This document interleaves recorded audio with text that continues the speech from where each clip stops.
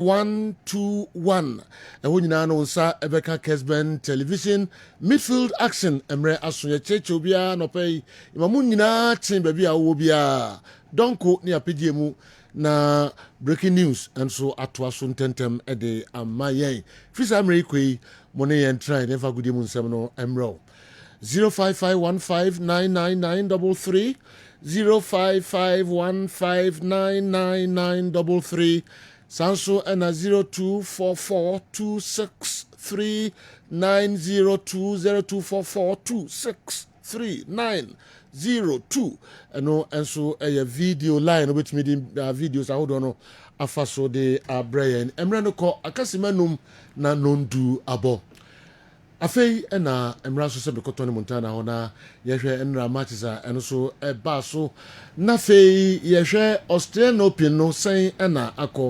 akosipa transfer stories latest ones and if you some hodo pi mfa mo de meka ho na bibia enye kama pa Montana de Tony Godfather na te say nyame adom na nso nyakopon adom me so me ho eye pa ye de nyame ase bibia nsi o bibia nsi okay na Brighton so kwai waba bright ai adu wachi can promise I can promise oh okay odomu waba okohin o wohwemu okay na Goslav nso waba oh okay ono ko Friday ono so kohin ono so Friday but Monday no mo ba na oba Monday ti ono so aba okay but say na Tuesday ye mama ko aba okay ye mama ko aba okay but say can promise grade oh ana so on the family no on the family well to me kakra to ko okay yeah ya mama ko aba king promise na say ni ring ni mia no ana anyo no e wo de ba wa unka wi o David nti ode ama goes messing say on me man no ana be 1 year ni mbiem be ku fi na shem oba hade e chino yonkoi but that's CP award winner and brother son tell a friend say we are live Kessben television so otien here live Facebook and YouTube Kessben TV brother son ye hear nsama koso e wa mononem e be shase e de free Portugal national team coach Roberto Martinez or the SMP atuja or Bo Cristiano Ronaldo and the Pepe Abaso or see age just a number because we have Pepe Euros here Chatua Spain Ecuador na obetimi aka say Pepe the best defender during the Euro tournament na age there South two players you are here on Kessben television so Ronaldo and Pepe omo I'm defining the longevity of great players no omo cha no more experience no more na sa two players yi omo define players omo age ekosropa enti say Ronaldo be retire after the 2026 World Cup no Roberto Martinez age remu dia at the appropriate time Ronaldo ebeka goodbye name until then obeka so very useful to Portugal omo national team no yento aso enko Inter Milan and Dortmund aso ye omo monitor Jack Grealish ono ebo ema Man City the whole of last year one share goal ye started this year when your FA Cup goals kakrenti the confidence na start here Barcelona and Inter Milan and Borussia Dortmund omo monitor Jack Grealish ye papa na obekai Barca and Hetafe La Liga match e course Saturday e ma game no ekoye draw no Barca for wesin ne omonsunwie say omonya clear penalty na nso referee anye sa penalty na amfa momo na Jukonde na Hetafe player ba ko chichire no at the top box na so referee no wanye sa penalty na obekai referee Matula Horse or retired referee na odi to just say ye be starting league no Spain referees committee no e be kan say o chichire obi a na our box no ma clearly omo ebeje penalty na so match e course so Saturday Barca for omo penalty appeal no and then referee Matula Horse retired one no and na ohwe our Kessben so nti Barca video nankasa ebeba wabra Jules Koundé na Barca wa ko she go na Hetafe for na chire no na so still on referee no wanje penalty no Matula Horse say a clean penalty no senka referee no agye de Emma Barca eno a Juan Laporta ebeka won sempi say a scandal there so e Barca so ye no ma me fan so say Juan Laporta, Barca, our president at take a decision. Sir, oh, player, now 1 year contract, and now Abroswa A2, not on your walling, sir, over extend there. I'm going to see a campaign and for Emma Barca, I'm not stance, but because oh, you're committed to the club, I also either you are in or you are out. The moment Obenyaka say, say you are out, and then on the freeze, you better stance now contract, no. 1 year, 2 years, not better extended here, and why not? I'm gonna bet now. Matter to them to say Rafinha, Barca are proposing contract extension. Emma Rafinha now at the name till June 2030, and by next week, dear, now Rafinha contract no Barca for let me amana official because under Hans Flick player no why a new breed, why a body for crowd will be an and so born about so, and then in the UEFA Champions League Barca.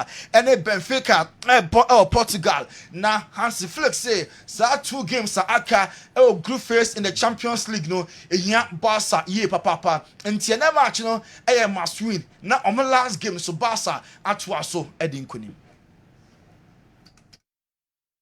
With this position now we are on the table number 2. So it's very important to the last 2 matches to play really well and also to get points, maybe 2 wins, it will be perfect. But it's for us very important.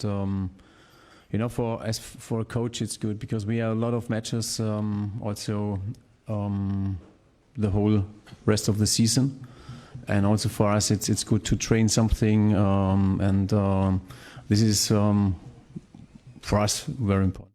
Barca manager ahead of and then you 8 p.m. Barca and Benfica and all can some kakra elsewhere. Atletico Madrid and Leverkusen ebebo enti Diego Simeone and Xabi Alonso face to face and then you na Diego Simeone H1 Atletico Madrid omako finals no empemienu omo NGB enti afuwe die omo target kese pa ne se UEFA Champions League this year there Atletico Madrid for ebetimi age La Liga na until Sunday ya nominated first almost Saturday Madrid be shape number for take your multi league no on be so mo je na Champions League no so Atletico for dream pass omo enso ebetimi age Xabi Alonso confirm on enra say Victor Boniface onya available because the injury no onya recover fully obetimi abo edi ama Leverkusen to omo twense player no ebe get better and e be sound rumor the etete say Carlo Ancelotti kwa oba replace no as manager Emma Madrid no so on Madrid in term de omo very very fine na cordial relationship and that on president Florentino Perez and them now so focus e won coaching role e won Leverkusen so beba Real Madrid answer on my dear on per se obe comment because the focus no UEFA Champions League game man omo enso e boy ne yanto aso enko Belgium Club Brugge and Juventus so e boy na some match no wan na e win Club Brugge and Juve na unim Coupe Mendes ono Juventus omo midfielder or say last Saturday Juve AC Milan 2-0 and then Italian Serie A on last game no ekoye pa na in the Champions League there a different game and Belgium against Club Brugge also motimi caught with the mentality said omo kokopɛ win na Thiago Motta so coach Juventus the Bianconeri and also performance omo de mo bia last Saturday no also a so consistency very key edi kwan say omo doom so performance and now omo gina so china now omo at the point and match na game also Juve echo 4 win now Juventus players be prior and omo part of the team omo timi Esiakan and Kenan Yildiz Weston McKennie and Francesco Conceição we me 3 players and injury ejomo mombetimi Esiakan edi ama Juventus Liverpool Anfield and Lille ebo Ibrahim Konate akasa edi afa match we hunu so French ni enti obo edi etia club e free ni Chrome France ne contract so ya rane o ma extend edi ama nyina no wa bomotofa wa dinkomo momientie Ibrahim Konate. No, who talked about that a few months ago? The club didn't say anything, I didn't say anything, it's one person said that and I was not ready, I didn't know when he said that, but after I spoke with the club, but I think I'm really focused on what happened now and we will see what will happen. So have you been offered a deal? Yeah. Yeah. So, and are you close to signing? This is another conversation. No, Enti kukuomu nkomo on person obeba public na waka no contract offer Liverpool dey man confirm say yes omo man no contract extension offer nanso yes any details ni there wama yemu nchiremu wa keep to his chest and then yimre Lille to Liverpool Anfield na omo enso etimi abo ochina Salzburg ebetua Madrid Carlo Ancelotti right back on akwakoye problem why na airball because Kabaye pra na Captain Lucas Vazquez so na obo as right back and so suspended because of cast accumulation until either say remember the new Sergio Ramos akwakobo and I say omema Fedi Valverde kwako gina chire ho and coach no guso or contemplate say either sa two plus mu baako hebetimi abegina chire ho Raul Asensio and I say Fedi Valverde baako bebo as right back at the Madrid and Chelsea bridge no so ehye come sama uvam 200 ete kanu baako Tosin Adarabioyo as first goal Emma Chelsea Monday Night Football in the English Premier League. Matt Doherty ever take her second half. Mark Cucurella and Noni Madueke na 2 goals to Chelsea after the 3 maximum points at Stamford Bridge. Now after the game and a coach Enzo Maresca brought Trevor Chalobah about Sonim Senra and the second coming making a debut Emma Chelsea from Crystal Palace and I grow D, Kanya na madu kan konya go of man of the match. Enzo Maresca, but Trevor Chalobah Basso, was outstanding performance and rather or the match Chelsea. Trevor Chalobah back into the team for the first time today. How impressed were you with his performance? He was brilliant. He was brilliant. Happy for him. He's back. We are sure that he's going to help us. And tonight he started with 3 points. And of course you had to make changes today, move players around. Obviously you're missing some key players. How are Enzo, how are Romeo? They are both with some problems. In the next hours we realize better the kind of problem. Hopefully they can be back soon. And no Levi either. I know he'd have been desperate to play as well. And after Enzo, you be coach and say two players no. I'm injured. I go see no say free na kwa the clear. Now I'm going to pass the inches players no. Eba back stronger. Enti enra coach no ebon Trevor Chalobah Basso Tosin Adarabioyo defender he 2025 or she goes to HN strikers or say Chelsea and Premier League play black target and it's a EPL no obejine mum Chelsea there omo one match after the other, one match at a time. Tosin Adarabioyo Kasai. Well, every player, especially every player at Chelsea and Chelsea Football Club itself, set out to win the Premier League. It's in our aspirations and it's something that we set out to do. But at this moment in time, we just take each game as it comes and see where it gets us. We have our internal targets that we need to reach, but it all starts off by winning each game. Tosin, we've obviously spoken about Tosin Adarabioyo Enra, he was on target. All I share first goal Emma Chelsea so winning by 3 goals to 1. Enra Alejandro Garnacho, Man United player now Chelsea for pen Enra the agent or Stamford Bridge over here match Chelsea share 3-1. A full speculation said Garnacho about Emma Chelsea. Yet this is Chelsea. Maybe key first offer of £60 million for Alejandro Garnacho. Say on a boy and for Emma Chelsea. Now personal terms again, Kessben Chelsea and a boy no Gusamonka, Napoli, Antonio Conte so alpha phone and rather and a boy needing community between Chelsea and Napoli. And a year Garnacho Beko and any agents no and a bar Stamford Bridge. Emmanuel Petit, a French near Obama Arsenal and a France among a national team no. Now Petit is a league na ye born be bien wa catch Arsenal for a capable say league where ya Liverpool every 6 points gap almost 1 match standing still Arsenal for a bit match. Emmanuel Petit and our Monday Night Football show no so Okasai. So you agree with me? And they're 6 points clear. So, I mean, okay. They're 6 points clear with a game in hand. So are we saying the title race is over right now? I know that you will disagree with me, but I'm pretty sure because by experience I know that. We've done it in 1998. And we've seen that this season again with Manchester City, they were fighting, for the best position and they dropped. Chelsea as well, they were second for weeks as well. So things goes so fast in the Premier League. This was an extraordinary sequence of results that you just referenced. We had this discussion with Jamie before, and he said to me, with all the striker you have in Arsenal, you cannot win the Premier League. I disagree with that, because they are not far from Liverpool by scoring goals. Liverpool have 50 goals, Arsenal has 43. They are almost the same in terms of defense, 20 and 21, which means the difference is not that huge. It's the points they drop when they are under controls in games, just like what happened against Newcastle, for example. On this run, because you were keeping clean sheets, you were winning games by the odd goal. How many times we won 1-0? Yeah. But you won 15 of the last 18, which took you all the way to the title, which was an extraordinary achievement. Consistency in performances and results is the most important things, if you want to win the Premier League. So the question is, can this Arsenal team do it? Yes. Recent history tells us it's a possibility. This was last season. I'll tell you Manu. why. Because they won 16 of the last 18 last season. Big games are coming back, with the Champions League. Liverpool and other teams, are dealing with so many competitions. Arsenal, they have so many injured players. They're going to be back. Possible Arsenal team way about me the English Premier League yeah boy. On any adjune and answer on any adjune kwa petit say Arsenal for League yeah boy and catch the crowd say omo about me because 1998 Arsenal for ayebida. Now all the Arsenal team will be compare 1998 squad na and no asem sebe Marcus Rashford is a CRD or Trinipa or Bantem. Before United players, not training session, no, we didn't kind of their personal one. Arsenal team no, and so at me aba.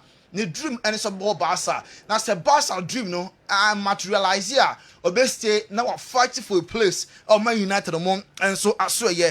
AS Monaco so airpen no. Enti Rashford Monaco at the offer but said loan at the end of the season. What about so near now among at me attorney plan the Barca best call. Anya year so stay now so Monaco and so at the offer but Rolf Ferdinand former Man United defender and said your players be a honoma omo enye happier now among abeya cancerous now omo the bad energy but team ni mo enti about 3 players edim Marcus Rashford Anthony and Malacia sat 3 players no omo nya happy because omo nya be more coach no enton omo emomon and so enti kunya sa omo is a cancer omo be spread omo the bad energy and na ebeba club ni mo Napoli and Patrick Dorgu Man United for area mo leche defender no Napoli so akon so munya na omo enso epe Ryan Cherky Leon player no Dortmund Bayern Leverkusen and Bayern Munich South 3 players South 3 clubs no show interest Ryan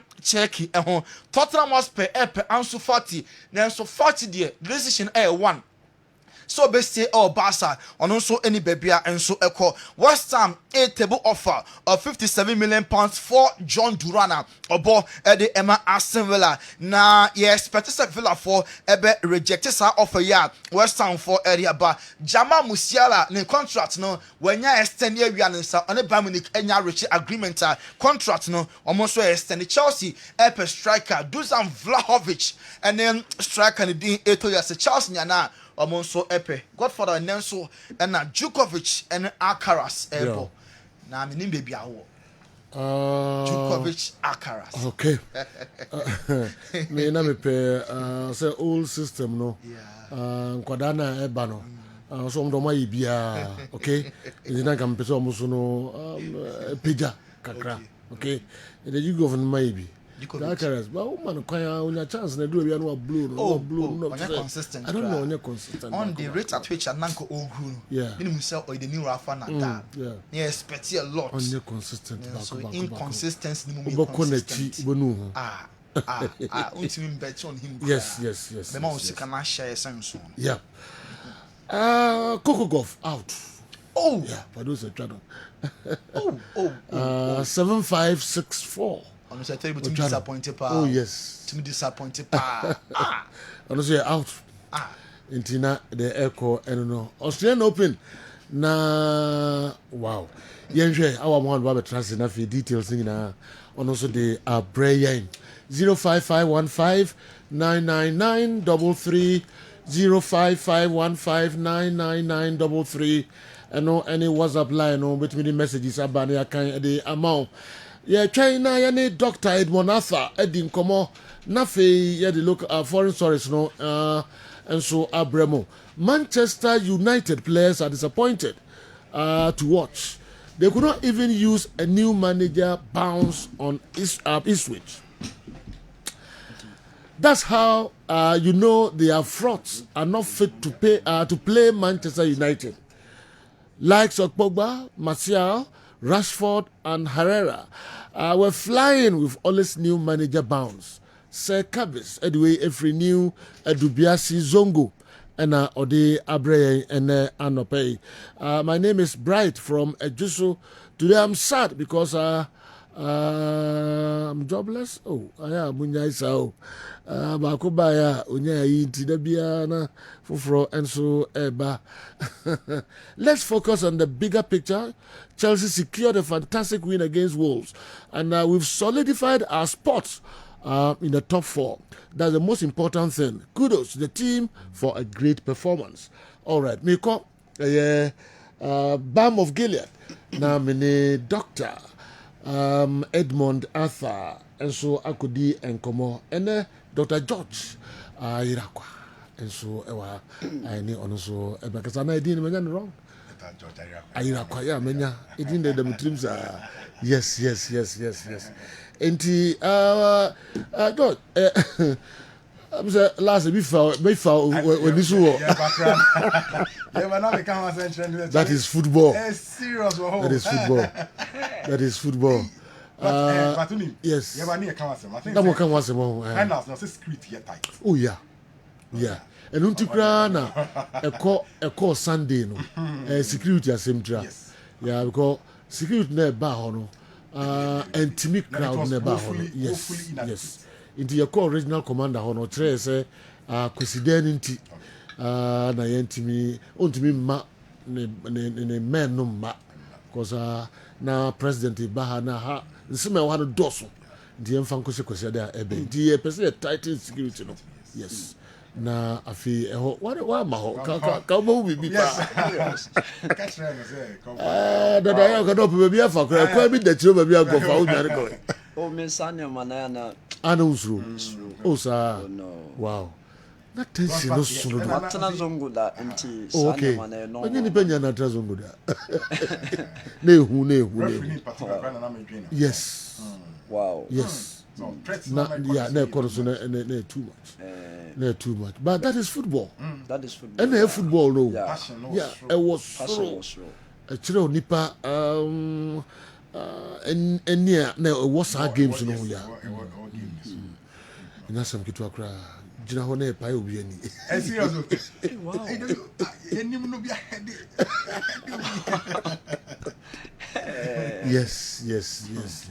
Wow. Doc, I was starting games, football matches. Yes. So the course was sentence no. Wow. Oh yes. Premier League no. Wow. Any brepa woman just it is a politics. Oh yes. It drew baby, I drew up. Yeah. Wow. Politics in the house are extreme and in near the baby. All right, we need to cry. Na yan share them the free as ho ebre. Balm of Gilead. And then 40. Yeah, 1 liter number. Yes, almost 1 liter na short but wow. Okay. Real production. Okay. Me sure say some record mo do now. Okay. Then I'm the brain no pray. Yo, say me that say. The kind no ya de nyame asese na wo de ache na the toss me no so wafa wo so with management. Yanya opportunity aba Kessben media eso. Ya basi ya na pese ya more education than medication. Balm of Gilead, your adwuma bia ne vision ana ne mission.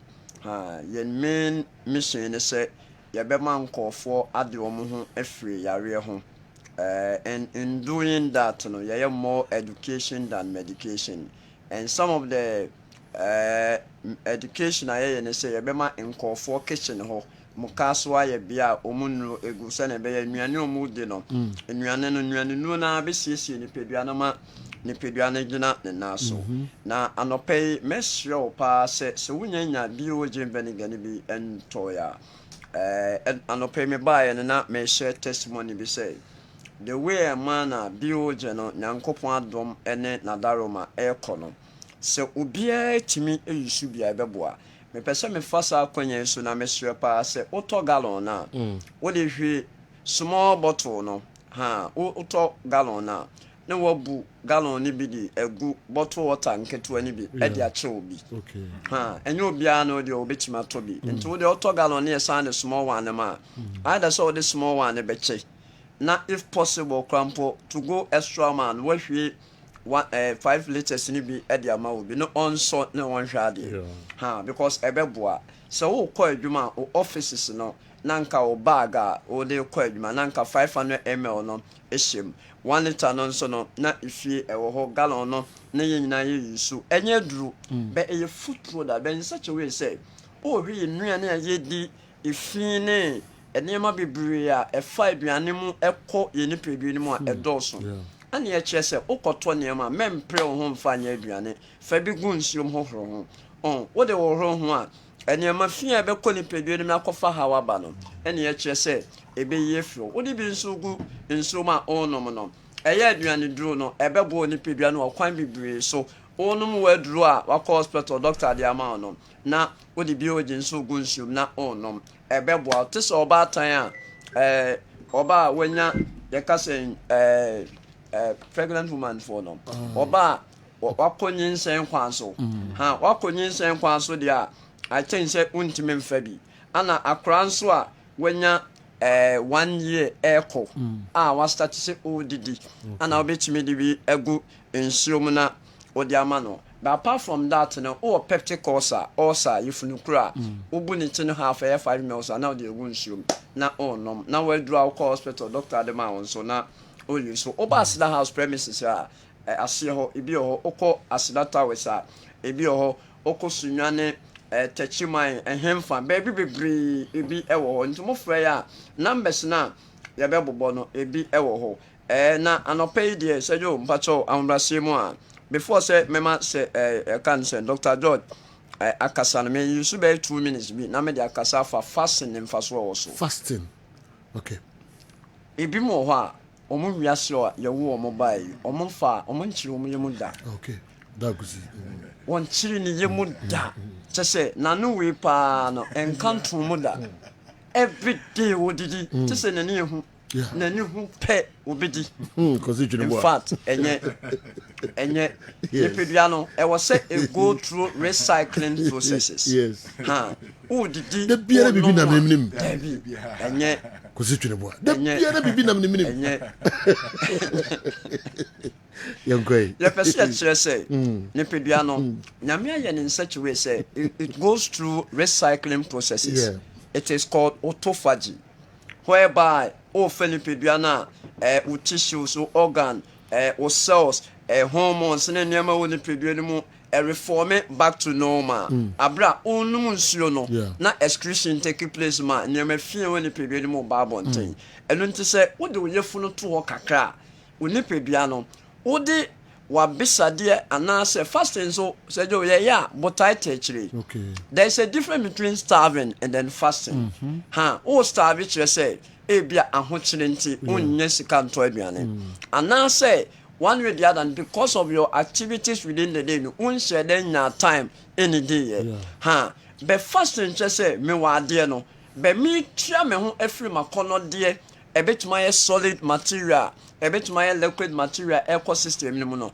na say wo abstain from it abotai etechwe eno nti ye hu nso faso o ye fasting na o sugar level stabilize because say ya fasting what happens is that in your de ko ni peduane mu amount of carbohydrate meals na ebo ni peduane what happens is that glucose eba ni peduane but fast ya because of say the whole system ni mu na nkasa no ready no we bia waba be hyperglycemic or diabetic na o sande fufuro ko kan wa fasting eba sa umfa nkoye nteso aye den ati obi nso we obese ni mo ayedu abroso umu yedu abroso eputu no high risk say ubetimi enya those chronic illnesses no and into the moment o fasting na o calories balance na o body mass index enema kama no eputu off and I said that track is say ubetimi ba benya ya we ni bi and into the best pa say ye momo den ye fasting na momo no the attaching say o ya fasting broso a nipadua no woda anajo abra wadidi anase wadidi no enwane ni bi store as glycogen ewo brebo onimu na ahunhihie mu no ebia oye fasting no na we utilize it as glucose but ekoba say there's no additional stored glucose anase aduane wo ho a cells no depending on ade bia eye fat sources eno no toa so a ekofa ha okese eba obehun say umoja no a build bibia a friend ketones ewom na when ya bibia friend ketoacidosis na the kidney issues ebrewo into fasting na nso yentete fasting so na me ka so say we yare na ope baby pa aba hospital the only place me come for palm from akuma me say oba ye be hwe okama e Balm of Gilead you come see the carbon MTN for nature eyija ye ne eyija hotel and nest ene opposite oba takrade a anaji yeto anaji choice mart no eso Accra nso West Legon na yewo enti mo pe build ni bi ato no mo frɛ numbers na me bobo no mo nso a mo ba hospital mo frɛ ya ye be direct mo na maba kama 0539 86 38 and I say 0240 51 21 71 Mrs. Subium 0539 86 38 and I say 0240 51 21 71 o friend numbers ya baby ya wo bia no ya be do so no mum kai se o ba ho na ne be chiro no unni so dia mema bi o je nso nya duru men tom fa ngunsuom na wunjai wa duru no da bi fa gunsuom na nom na ne ta chire dia nya me de be chiro kwa Dr. George me jama okay doc where Sergio yes sir benam ekwan so ne machia o na machia wetifo nyina ojoso I think say Muslim time whom ha that means that there is an event coming on. Okay. I think say somewhere last year there was a program Balm of Gilead Confanoche collaboration bi aye blood donation exercise and screening emma etifo ni ahwefo nyina which was very fantastic and through that collaboration no nyame adom I think say Friday at Ebe, Balm of Gilead, in collaboration with Confanoche and Oyerepa, you organize another wonderful program. Okay. I think that Oyerepa promise and some more other Hantino, Friday at Ebe, you know, your best straight the Tifo in say there is a mega program. Ebaso, Kijiti Dubai. Okay. Ha. Omo event center where omo organize program. Okay. Yeah, very wonderful programmer. Yeah, blood donation exercise. I dey boa ama Confanoche for etimenya blood. But Confanoche one area a center of basically so many places. There are referrals I dey call Confanoche. And we bring hiamuja omko. A lot of private hospitals district hospitals be no eco Confanoche. But mostly no omo capacity no yana e form. Almost every time there is always the need. So I'm organizing blood donation exercise, voluntary blood donation exercise. I be boa ama omanya blood in stock. Tem bia and so be here bia. In fact, your category of people be a mostly no about blood donation they always need. Okay. E be need say a pen for omo kwa ko wa ya na e bi o wa who be here say di moja bi so machi na boa ma say emergency bi ba omo me surgeries omo cancer omo ages no form kwala nketo ano. There is always the need say there will be blood available. You say water is life, but blood is even more lifer than water. The reason is that you can stay away from water, you can survive. But blood, say within seconds you can't survive. Because blood, you know, you're very be hemoglobin and a pick of oxygen no MFN peduano, money peduano, enya ahode. Enti, you best say tearful no and share no mumra, no metrimoja.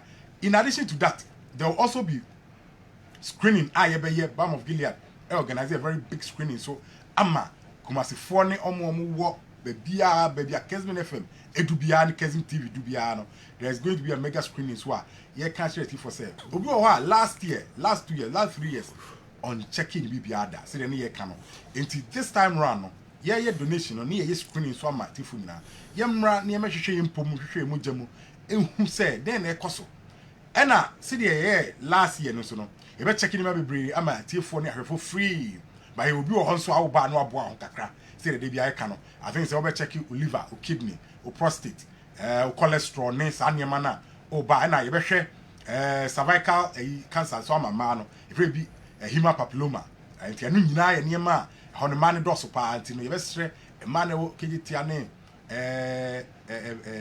edum honi nyina se omo modern no mo mra no mo mehwehwe omo mpom ehu se omo mogya no any organs na control nipadua no mo call market every day sorry ahomache eba ekofie but what be say niema ekoso nipadua matumi check ya na de bia me ba am take as health is wealth prevention is better than cure and detect to protect enti Friday ebe omo nyina mo modern se ombeba na program na ide akokama okay good so don't hear that say into ebe hwe anymore ye dey come bo parameters no so the into omo ba because of remain into no ebe show bia yes fancy numbers no so bi wansa na 0539 86 38 and I say 0240 51 21 71 into we actually say screening ayi nyine eyeka Balm of Gilead building vinegar and aso asene nti ase ho oba na obeto bia wa ma screening no kwampa wa support se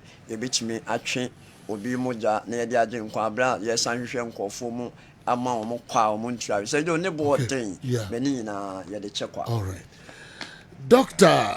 Edmond Arthur na fe Dr. George Ayrakwa na mate omo enka no mesre mo momfa numbers na omo ede atudwa no momfrɛ na de how bia no watimi enso akɔ Balm of Gilead omo asoe ho na onomakodi nkuta ho vinegar no so no omo dikan ede ho nsam atudwa oba Kessben security post ho unsa beka bi na kese no o say 300 Ghana and afi 1 liter near 75 and afi 40 cedis 500 mil no sanso na woko Kessben ahwe ewo enkran Twin Towers ho so no benya bi ato ewo ho na kejetia Dubai na dwumadi esronko bi eko kan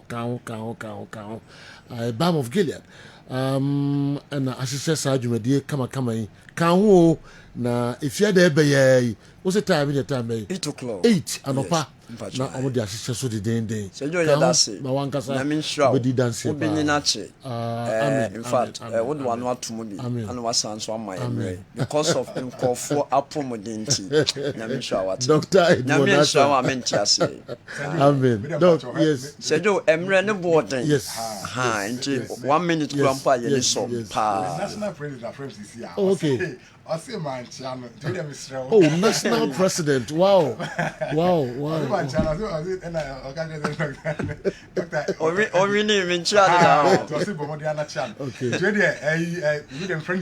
Okay. But the friend Dr.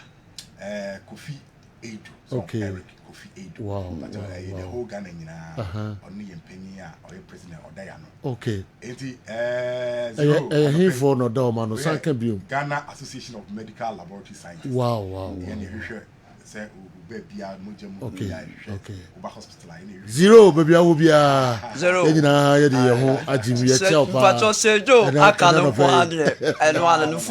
salute. All right, that was all right, Balm of Gilead.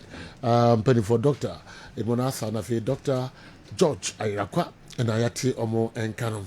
Yet also at the Amamu Zero, Mami Sanche of you.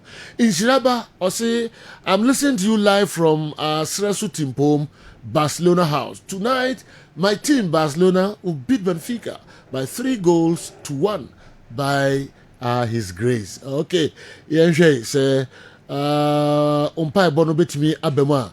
Quickly, Mami Kozek Mohammed, or say Alejandro Garnacho to Chelsea.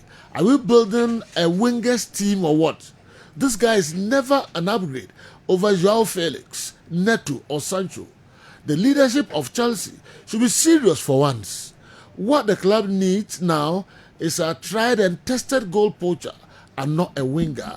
Enti Zekov Mohammed na Odiwe and so Abreye Alejandro Garnacho. Chelsea for say wingers not those who team no more.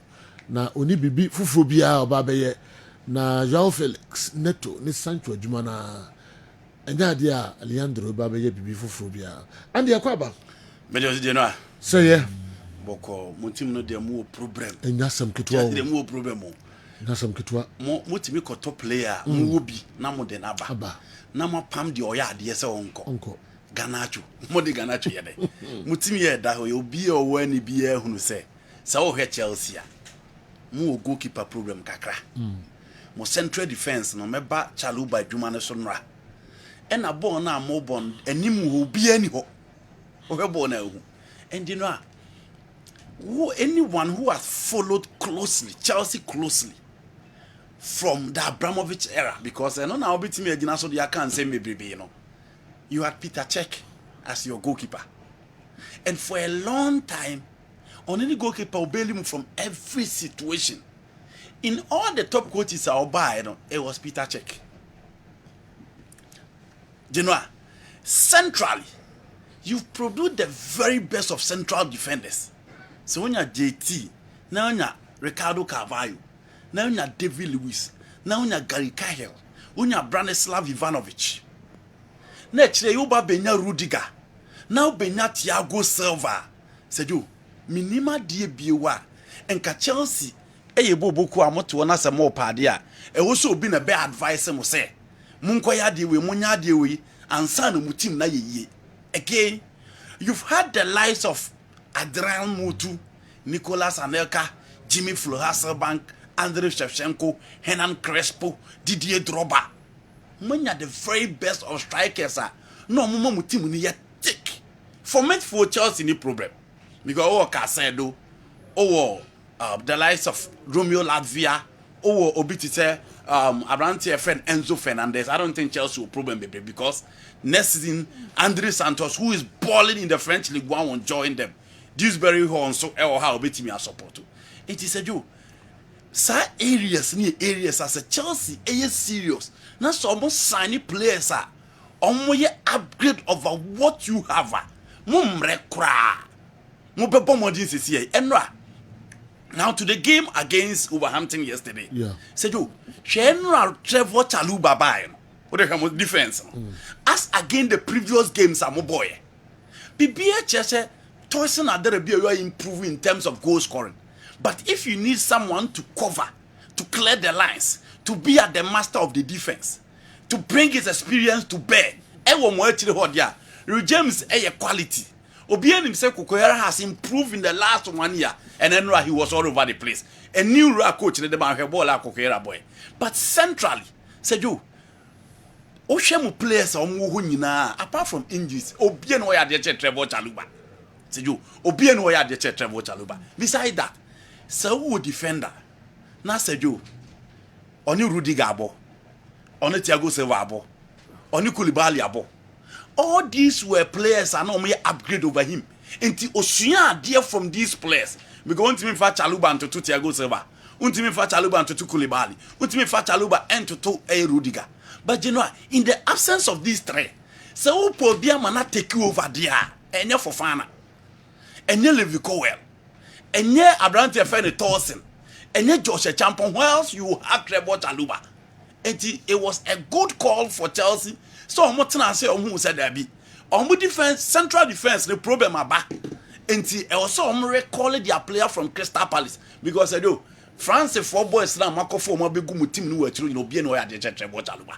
And though Enra there, but we've seen Chaluba under Thomas Tuchel and Enra the presence in your defense no this so much. Enra strength last in who game no so Matthias Cunha was off. Omo free game him. And for me, the game changer yesterday was Chaluba and then Nodi Madueke. Shakwaya Madueke Faso, a sharp from the right, Kukuera go nearby. Look at the corner again and said, "You first go Nini." And the coach gave him a different role.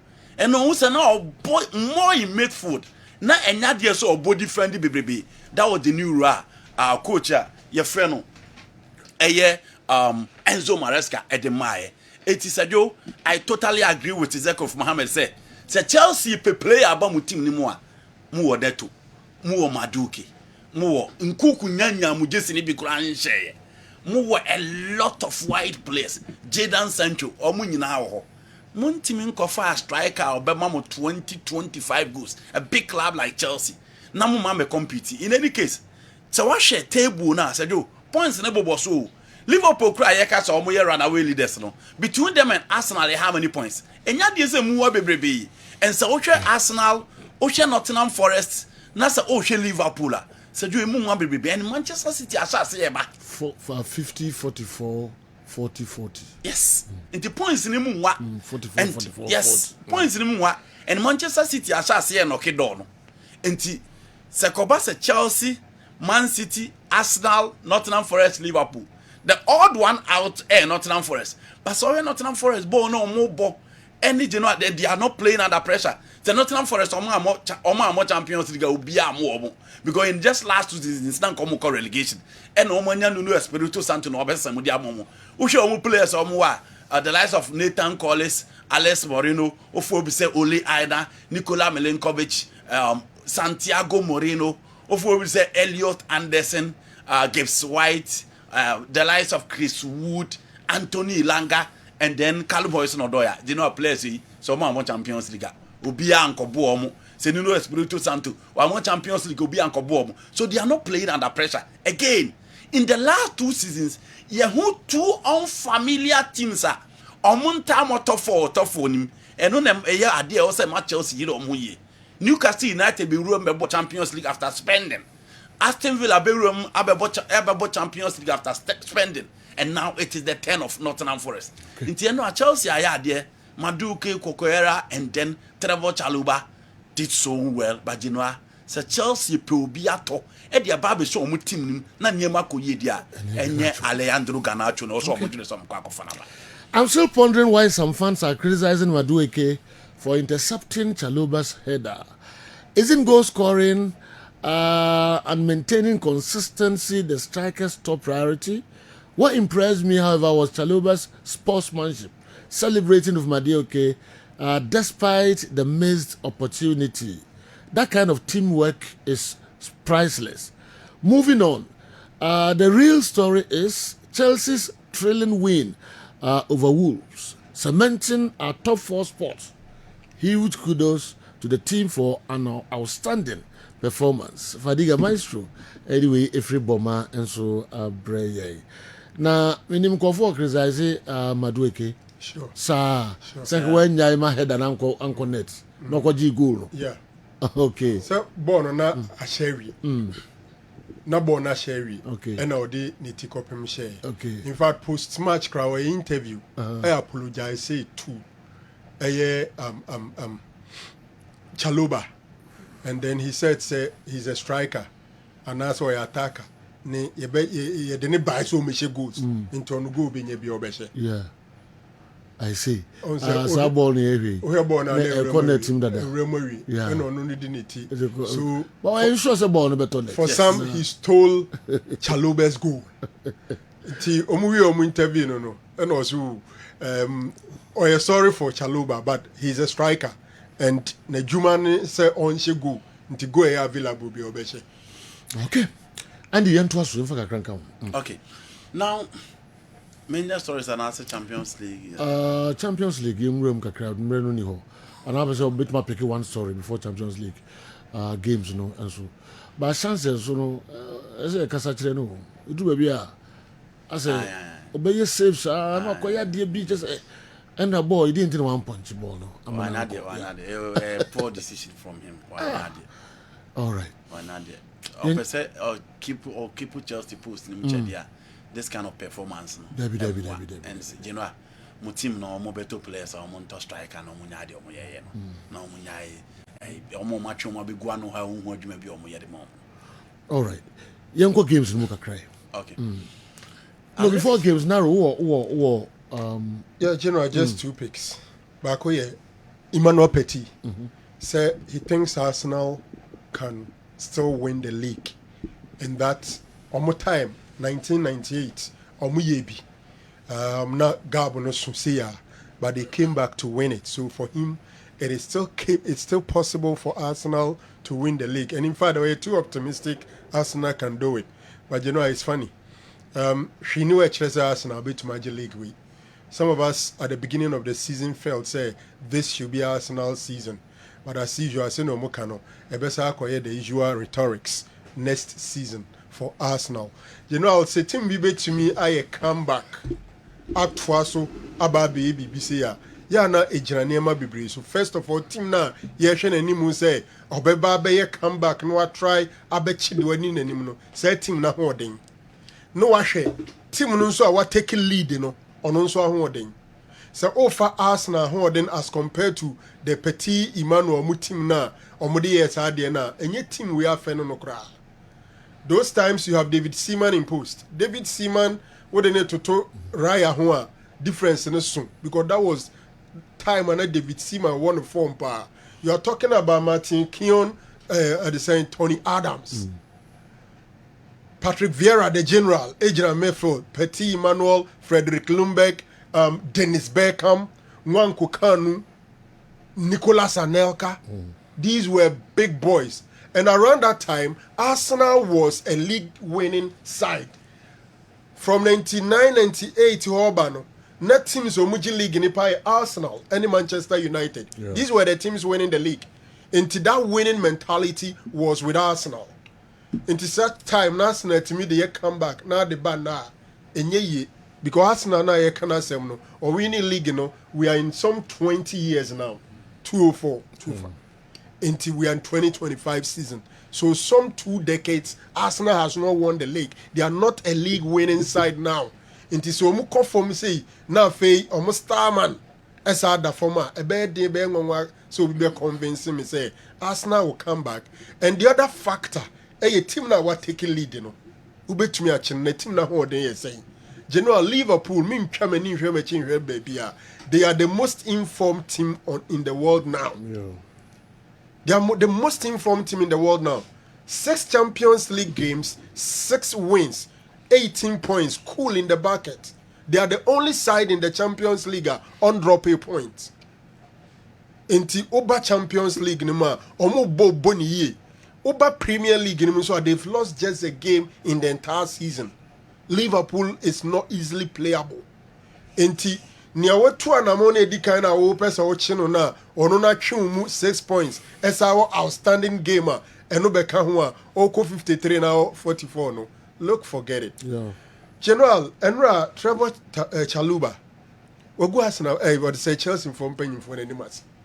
A quay or mufa so no more pamakra and free team. I sat here and say I dream all mutim say old guys in the way grow for them pamo and no more de pamano. Yes.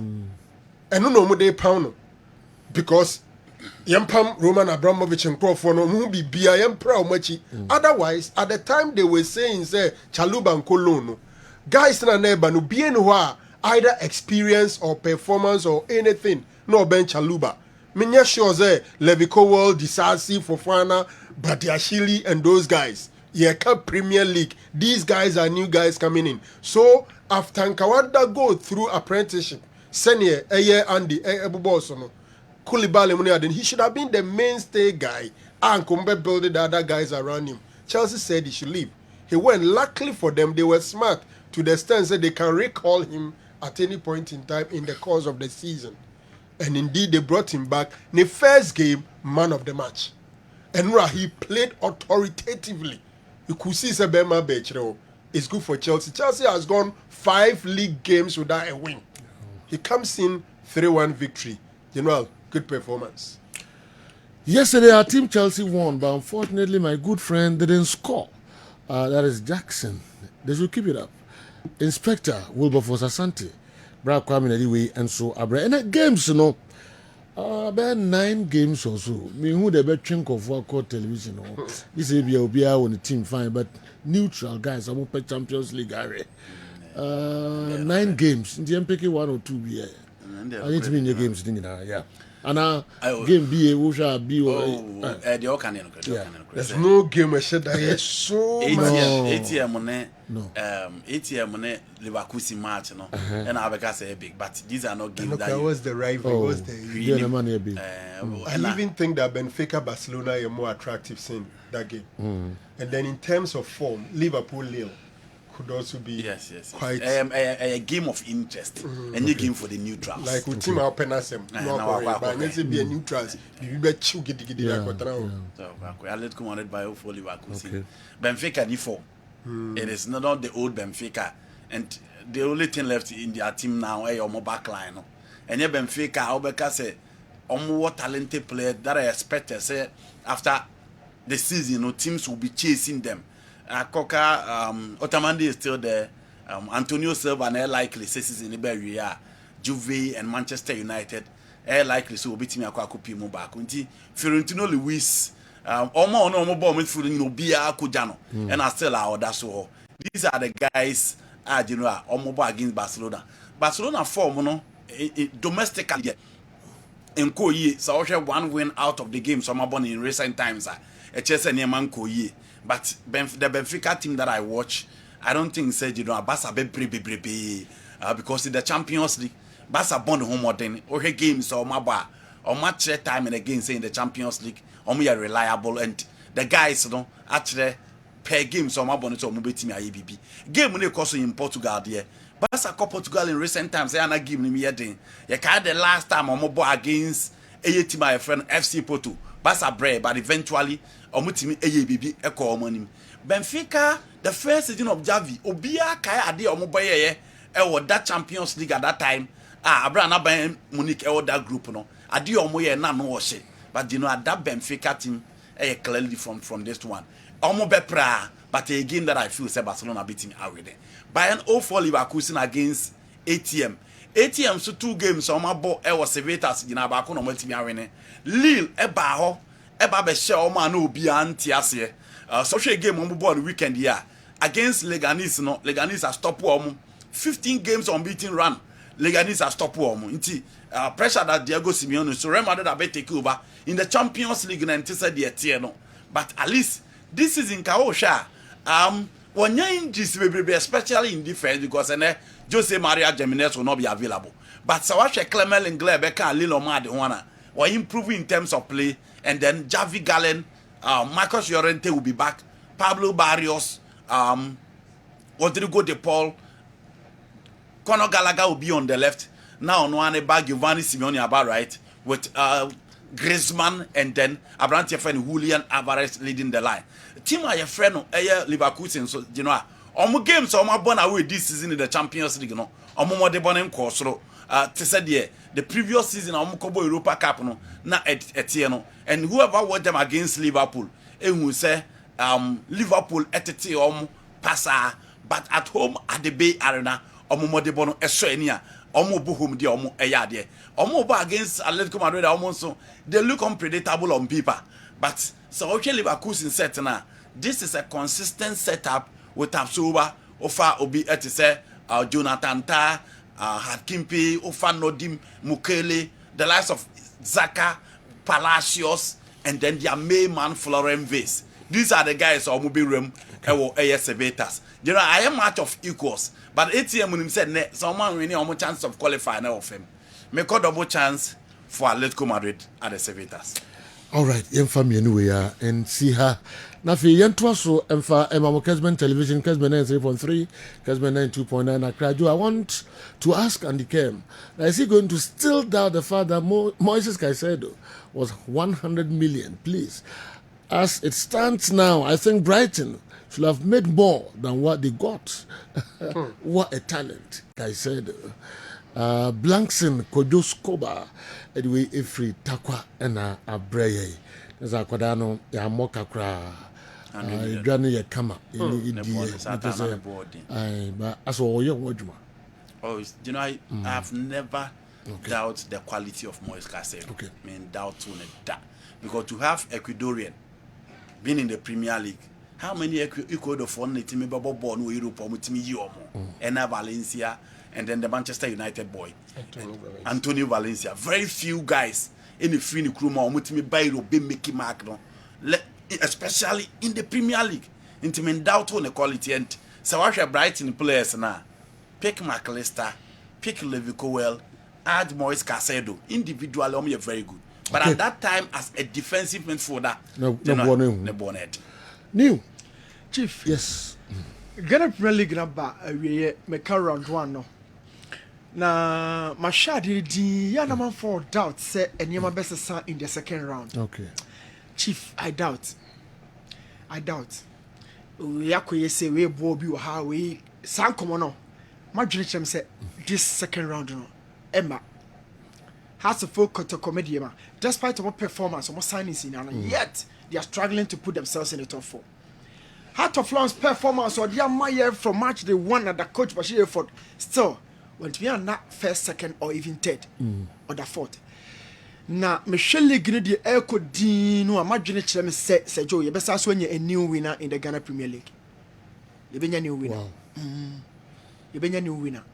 As Gold Stars. Nations. Heart of Lions. Me and Sano. Okay. Bakobeji. Now Nations happen to be the best attack so far this season. Almost 20 goals. Very, very unparalleled. In the final third, they create, they score, they play with fun a lot of the time. So the Nations the ball. Now you know the pressure, be more defense now. On be retreating into their own shells. So Joe, on be more pressure power. They've gotten hold of Arnaud from Bicham United, and he's one of the best playmakers in the game. Even goal scoring, crana, any key attribute, this season about Nations, or Yadipa. Talk about somebody like Boris Banju, that boy, the performance, and Nyanya, to sort of love like him strikers, but Boris is doing some good job for Nations. Madrid says, Joe, second round of the league, Kotoka has a so good sort to Mediama Bayer 1 or 2 changes, but they will still have to battle out against Gold Stars, Nations, and then Heart of Lions. But then Brekum Chelsea, Emma Mediama Hotching or Brekum. My special game no board. So Mediama there, I want to make the league. Oh, we're out. I'm out. But you Mediama Sinch, I want to make the league. Are they? So we league in round 1, now I hit a 30-point mark and count yourself out. First round of the league after 17 games. So want to me accumulate 30 points. Says yo, you who seen chain. Just a BB extreme and a baba wako. Now extreme and say wow performance. How bet me uplifting. Now all bonfire against the other teams and say wants to bet me at Yabomachi. It couples that. So want to me, like I my koto tomato. Say Joe, and you don't enough. Me they want me hit 30 point mark, I've written them out so far. Media man was saying, table number 26. 26. Yeah. Okay. And I do lead in 33. 33. Gold Stars. Yeah. 31. 30. I say I qualify for 33, 32, 31. Okay. One. Leading here 33. Yes. Yeah. But Media, the points in more. Media 26. Media 26. Per your yardstick there, then you are taking us a work out. Has to 29. Has to also make it 30 points. Because first round, I'm going to 30 points. Yes. And that has been the precedences in the last 5 seasons. Omoaji League, First round, I saw hit 30, Now I can fight and you're the so I hit 30. Say Joe, you are out. When you got 31 after that, also you messenger. Man, go to the crowd. May come also on Belgium. What's new? There will be new winner. Now I'm going to Kotokoji or a new winner. Debbie. And I'm okay. Or can you only be that? Okay. They are the most successful. Yeah. But Nations were 21 goals, but not 20. It's Kotoko that has 20 goals. Okay. In terms of after Nations, the next highest scoring team is Kotoko. It is a Gold Stars, Heart of Lions, and a Nation. They are so primed. So primed. Wow. Per the precedences from the last 5 seasons, a comma Samatics, a comma House of Folk and Abuadu, a comma Media and the coach, Adote Duncan, and Abu Rabi, because on Yami answer, Adote the NBA last 13 games. Abu Rabi Duncan and a started Jumano. So, check it, the bar, we see Samatas, the highest points are with the Belgian are around 62, 63, 64, 65. Okay. It is a winning rat 30 say there. Now 17 games I can win our copa. So Joe Obebre. What right of Kotoko Hatchofuk? All right, yeah. Okay, fine, in a way. In a way. Yeah, because only 3 teams. Say 30 no, 30 na you or more. And you mean 30 you Kotoko, some days ago. 30 you Kotoko, Kotoko Rembi. Me say we are 29 echo from there, count yourself out. Okay. But I'm out tipu omo there. who rated has in count. Okay, what the Kotoko shame? Yes, Kotoko has. And count out to poor mono. And no Kotadada, no. Ah, there are way. Oh, confess. But with the 30 points in their country, Kotoko shame. No, who confused you? Our money can say. Now we'll be confused. New Kawasi. Yeah, much. On table, no. On table, no. Doctor, who knew me? Okay. So, you that first 33. Nations were 32. Kotoko 31. Heart of Lions 30. Bechem 30. Marie. Wow, 29 Biano. We are out. Yes. Okay. On authority based on precedences from the last 5 winners. This is only 30. This one hit 30 in the first round. Okay. Okay. But out of 30, 31, you know, 33, no. The typical no. Three teams. Yes, me and Sano. Okay. Me and Sano. Okay. Me and Sano. All right. Inti on typical Kotoko Heart of Oak. Kotoko to San Lions. Lions da Kotoko. Yeah. Lions da Kotoko. Then I'm going to Lions now on typical Kotoko. Consistency number 1. Consistency as in saying Lions borrow a tough on free ho. Kotoko tough on Bambe me and say free. Yeah, baby round one of so consistency. Number 1. Why multiple Lions as part of the 2 now or more so. But Kotoko, they've been consistent in the last couple of games. But in Finfi hono, or Matisha Bemienu. And no, they will be fear kakra second round. No, who's a mobile ever second round no stronger. Yes, stronger than the question Komobi so. Stronger than the consistency, no. Whenever you consistency in every. Yes. Inconsistency, be never very consistent. Because ever second round no stronger. And no, I don't may draw attention, say. A control so bebem. Kotoko. Obako has a folk. Kotoko Bako Pando. Pando in 2 years, they haven't lost a game. Except last weekend. Nations. Okuma Kunini. On one of share Samates for the first time in Mukromo. What be a quite Heart of Lions. I call one Pane Bako. First time in 2 years. Nations in Kwana Abrikisa record.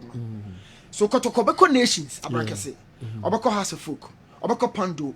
Obako Bibiani Dance Park. These 4 games we know. Obako Samra Boy. 15 points. Kotoko Nyanina. Okay. Regardless of the consistency, I'm about 15 points. We win. To me, Kosha has Kosha Samates, and Heart of Lions, and Shabrankese, and Kosha Gold Stars, and see where league. Our tipu only away duels. Yes. Gold Stars are almost yeah. Gold Stars are Bohas for career. Our way, Osheno. Wabo Pando, about Samates, about drum you. Wabo Mediama, away, or away. Waboko to career away. It goes as the translate teams in Heart of Lions or Bomb Diama away. Waboko to go away. Washa has folk who are no ho. I feel no away. So travels on Kotoko any more difficult thing or this. Okay. Away, Kono. A more difficult. A thing other teams. Well. Meaning, yeah, but interestingly, unse new offer name especially if you real first round. Now make it 30 marks and to me G-League, honestly, that's why I be last 5 years, previous precedents. Yes. Precedents. Does it include when we're doing 16-team league? Because now me check previous winners, any points on the G-League. The last 5 seasons. 16 points, 16 teams in a free. The last 5 seasons. Some of what do about 80. But free some of what do the end about last 5. Last 5. Some of what do the 61 a G. 61. That is 30 times 2 plus 1.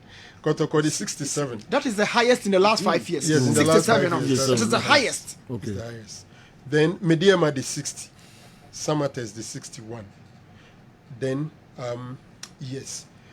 So it means that with the 18-team league, Obia to Minya at least twice as much as 30 into the new team came. If you are winning by agents, own league in the Krana, first round, when you're 30, you are not likely to win to make 60. Sure.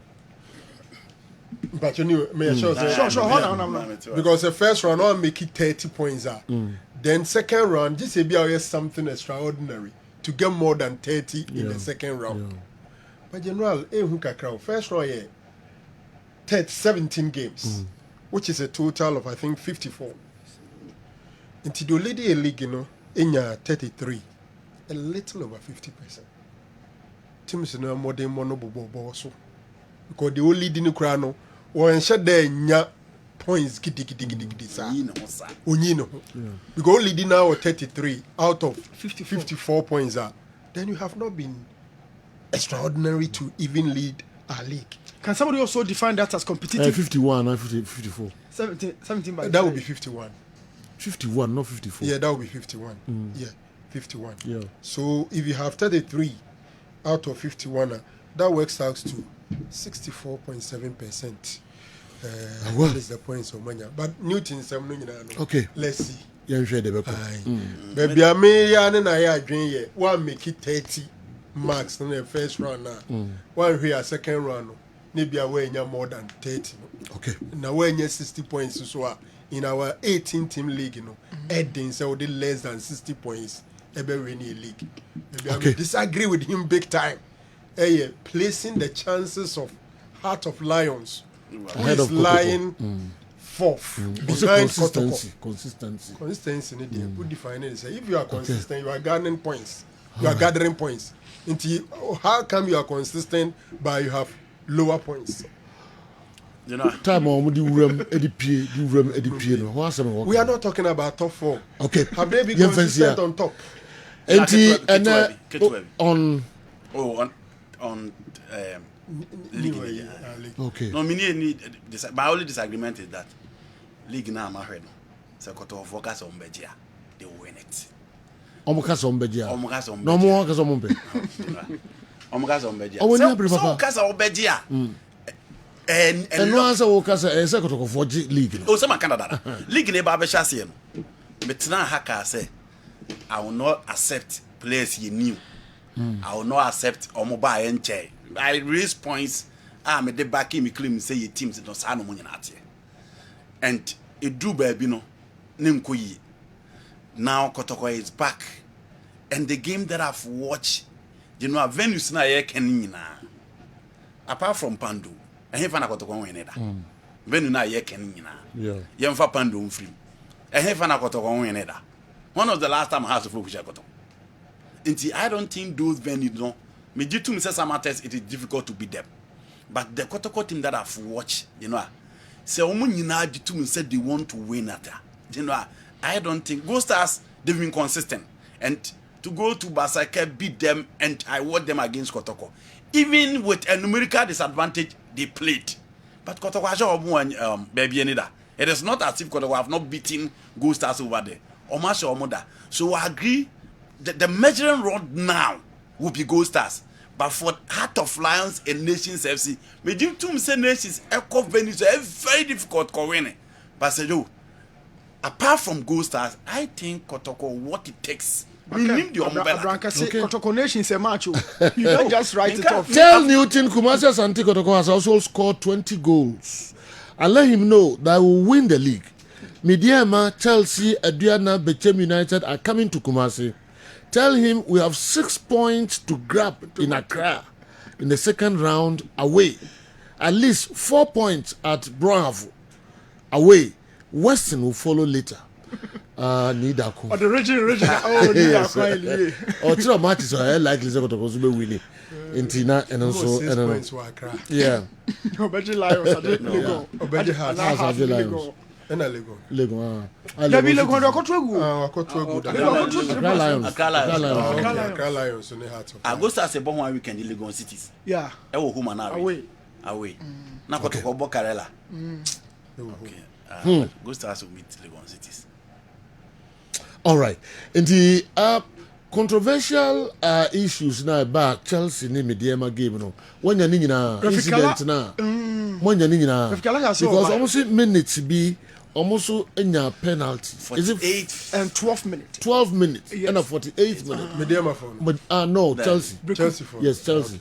Mediema the penalty na ba Mediema the penalty ba. Obi abaka say penalty no minimum there. This is a penta was best bro. No, but from angle now try no.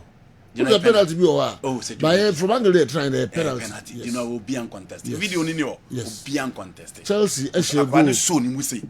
Chelsea shall go 45 plus 2.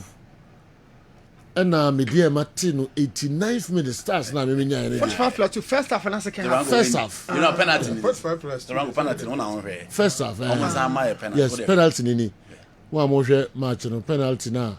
Media manya nini. Manem kwanza. Oji. Na yakase. We penalty. But Chelsea is no way no can win. Chelsea is in penalty. Also man contested penalty way. Chelsea is man contested penalty. Name the 12 and 48 minutes. Almost in your penalty. Referee no Angie. And no some here can. Starts are in the 45 plus 2 and Chelsea share and 89th medium take and Chelsea starts no it says 90 plus 8 and almost share winning goal. 90. But winning goal naturally no and still chairman Amufa Dantua and then the coach Kofi Yesu omo buafuye papa referee no handle match no in the news on by yes game we nya there 12 and 48 minutes ni referee Kaleba ademo Kaleba say o ha ko yimi en kakra say chief na hu no e be nyina do you have it I don't have it. Oh, you don't have it. Referee Kaleba promise me no be am body on also the baba okay na video see the calendar o go send me mami o dia on send me away baba no musical asu David we say wo so ni esi edu baby we ya adwuma dan so ha no oya yi kakra so most park into the house the boss I man people say on can most park into na me dear menti o mo so baba e bibia tia o all right you have 12 edu baby all right yes, this are blows I better to Hano. Yes, 12 and 48 minutes. Yes, yeah, true. Yeah, my own catastrophe. What is the do, baby? I don't know. 12:48 minutes. Yeah, true. Now what I what do you mean? Oh yes. Okay. When you are yet I do mean that. You know we you be yet time. What no work no I don't know. Awa. Yeah can you no no. No. Okay. Into your edu ha. You enjoy kala edu ha. Na mo be yidi ache because Amofa Dantua ene Kofi Yesu ombu ofu pa.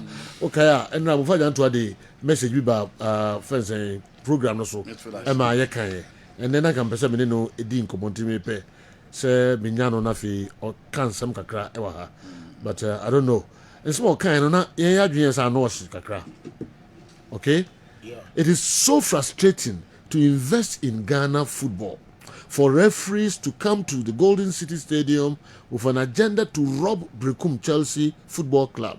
We will not accept this kind of treatment in our future home games. This is just a caution. A pregnant papa. The first one, no? Yes. It is frustrating to invest in Ghana football. Yes. I know your topic for its own discussion. Yes. And a second one also by a word of caution. Three, which means and also I don't know. All right. This is what they are. They can go past it. You never share papa. And you man be your board screen also and then so we need ya fine but more there. Our Mohammed. Sergio. Yes sir. Maxwell kuna do performance I done the dia obenya some 10 of events kakra.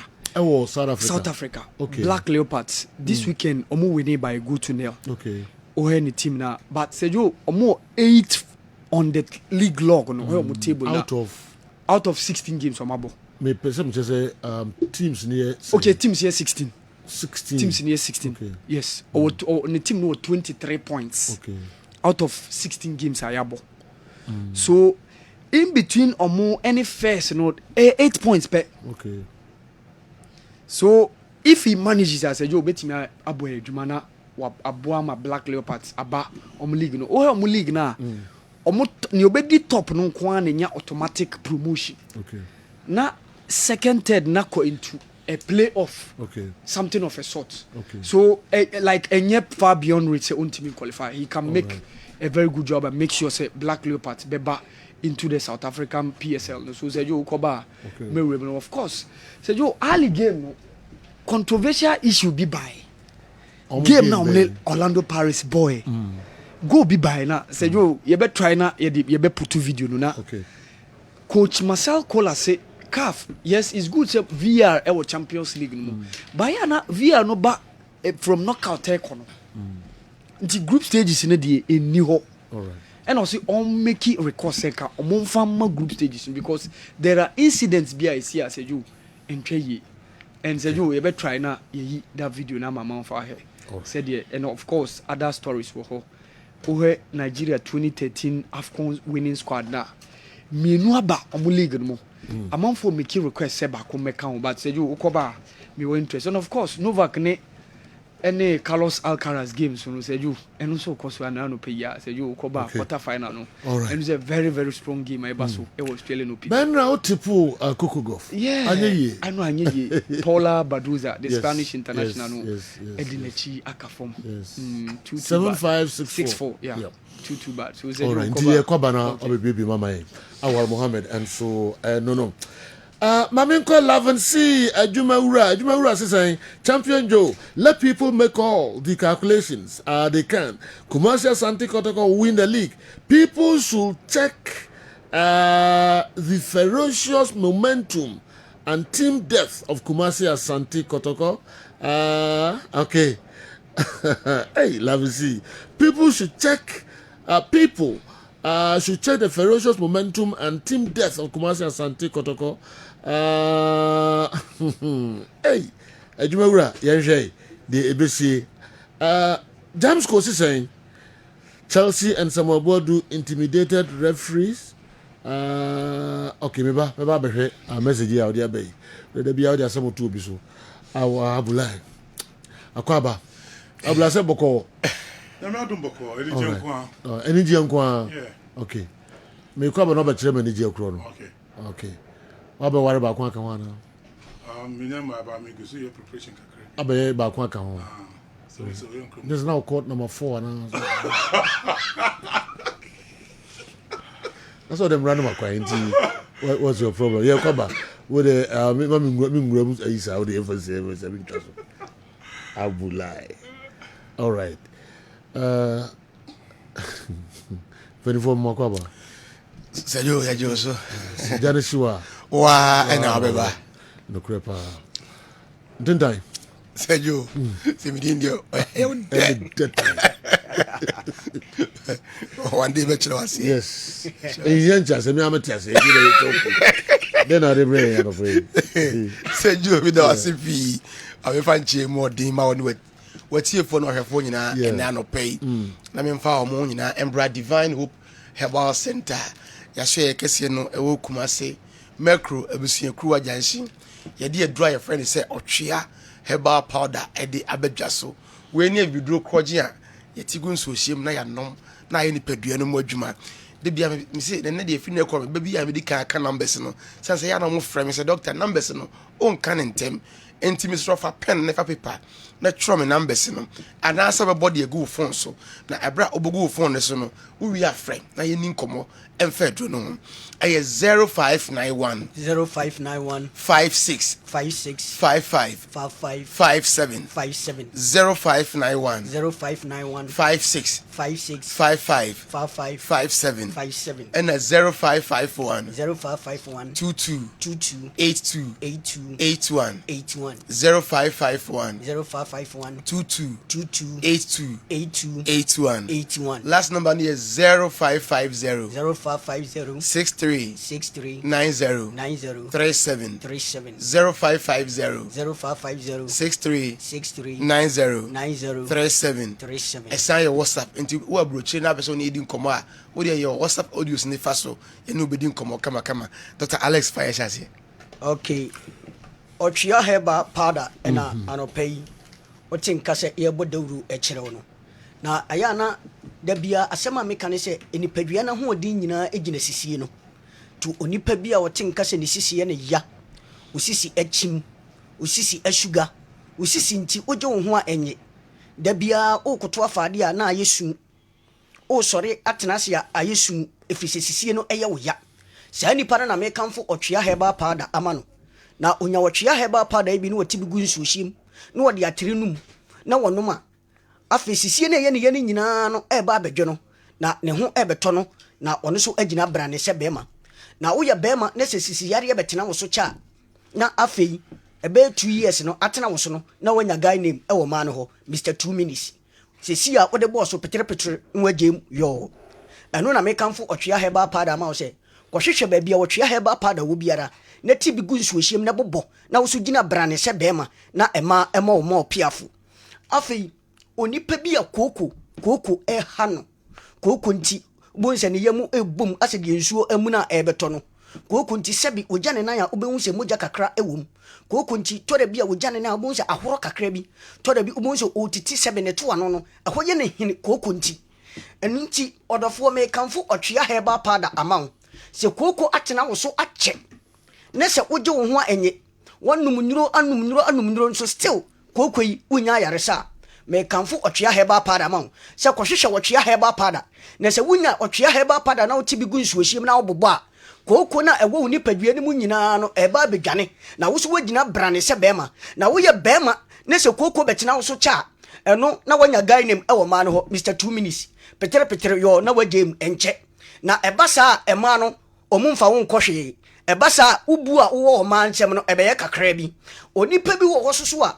BP atena ne so akyɛ ɛnɛ ɔkɔkyekyere ne nsa yɛsɛ wo BP no ɛkɔ soro ɛkyina ɔkɔkyekyere yɛsɛ wo BP no ɛkɔ fam wɔsɛ ɛnɛ deɛ ɛyɛ low ɛkyina ɛyɛ high na BP ba onipa so a ɛtɔ da bi a ɛma wo hwenem tumi tu mogya na ɛno na so wampɛ ho asɛm anaasɛ ɛho akyiri asɛm anka ɛbire bi bɛduru afei mogya ne mɛtu hwene biem woba akɔtwa scan wɔ tirim no yɛsɛ wanya internal bleeding na afei akɔwie wo stroke na bɛrima wadwodwo aka dam na sɛ BP bɛtena wo so kyɛ na sɛ woyɛ bɛrima ɛnkyɛ na wo so ɛma no ato din Mr. 2 minutes ɛno na sɛ wokɔ ɔbaa ho a sɛsi a ɔbɛɛworɔ no ho no na bɛrima wagyem ɛno na mekamfo ɔtwea heba powder ama wo sɛ baabi biara a wowɔ biara hwehwɛ wɔtwea heba powder akyiri kwan na sɛ wonya wɔtwea heba powder yi bi na wotiti bi gu nsuohyiem na sɛ wonum na wobɔ a wobɛgyina brane sɛ bɛrima ama BP yadeɛ no a ɛda wo so no nyinaa bɛfiri wo so na wo so woagyina brane ne aka sɛ ampa woyɛ bɛrima obi wɔ hɔ a ne to ase ɛtwe no ne to ase ɛtwe na bɛsi ne nantini ɛyɛ ntini bi ɛne sa hɔ ɛsiane sɛ ɔtwea heba powder ɛyɛ ntini mu adwuma nti sɛ wonya wɔtwea heba powder yi bi na sɛ wobobɔ a saa wo to ase a ɛtwe wo ɛbɛsi wo nantu ne nyinaa no ne nyinaa ɛbɛgyaa wo na wo so wagyina brane obi wɔ sɔre anɔpa wobɛhu sɛ ne nsa no ayɛ titiritii na ne nan ayɛ titiritii ɔgye ne ho a ɛnyɛ ɛyɛ mogya na ɛnya kwan ɛni afuru saneɛ ɛwɔ ntini no mu na sɛ wonya wɔtwea heba powder yi bi na wote bi gu nsuohyiem na wo so wobobɔ a saa nneɛma a ɛkɔ so ɛyɛ ɔsɛ anansi akyeme anansi wɔnyɛ police na wakyew anansi wɔni nan oni nsa ɛna wakyew saa wonya bi ɛbobɔ ɔtwea heba powder yi bi bobɔ a saa anansi a wosi akyew ni nyina wo sɔre anɔpa wo nan a ayɛ titiritii wɔn nsa na ayɛ titiritii no ne nyinaa ɛbɛsiane emogya ebedi afurusani wɔ nkyiri nim na wo so watimi agyina brane sɛ bɛrima obi busa sɛ ɛhenfa na menya ɔtwea heba powder yi bi atɔ ɔtwea heba powder asoyɛ kɛseɛ no wɔ Kumase abusuakuruwa junction a ɛyɛ maakuro Kumase maakuro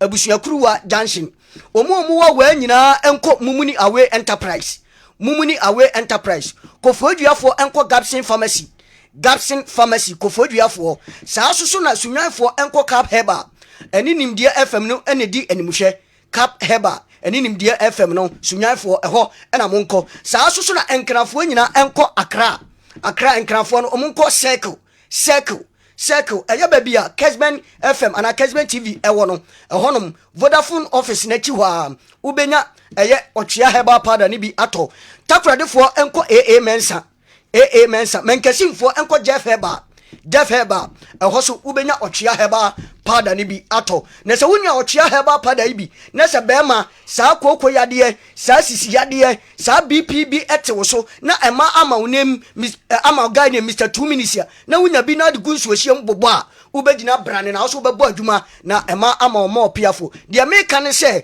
efunu daka ne boɔden ɛkyɛ ɔtwea herbal yadaka yi baako enti ɛntwɛn ma yadeɛ ne nto na mfa wo nkɔ nanam wɔnsia no ne nkɔhwehwɛ funu daka akyiri kwan ɛbrɛ a wote ase hwehwɛ ɔtwea herbal powder akyiri kwan na wo so wobɛgyina brane sɛ bɛrima Dr. Ajay that's it na because wa ɛkyɛ wa hwɛfo no watifo bi nea meka ne sɛ bɛrima bi a wonam 40 years na wura dwaaya na watue sum sansa woro ho awtim sɛ ɔbɛrima na fon ayɛ lengelenge atwe wuram asɛ straw ɛma hu ne ebura ne gie bia no ɛdura wo hia yɛ ɔtwe herbal powder wotim sɛ nane wa ɔba 4 years deɛ ayɛ pɛ emu ahode asa emu homa tete a wo hia ɔtwe herbal powder wo yɛ fun yadeɛ de bia gye duro galon ba ko benom wɔn me kɔ 4 months ni ɛnkɔ ya benom ɔtwe herbal powder de am ka mesima amenom mo na mafie ɛyɛ dɛ so yare ba na hyɛ mo ho ntumi nka obi kɔ yɛ family planning ene wo yi ye ne ko 2-3 years ni menses no ema biem esizi obi de ba 2 days na etwa obi de ba na ya se ye ne ya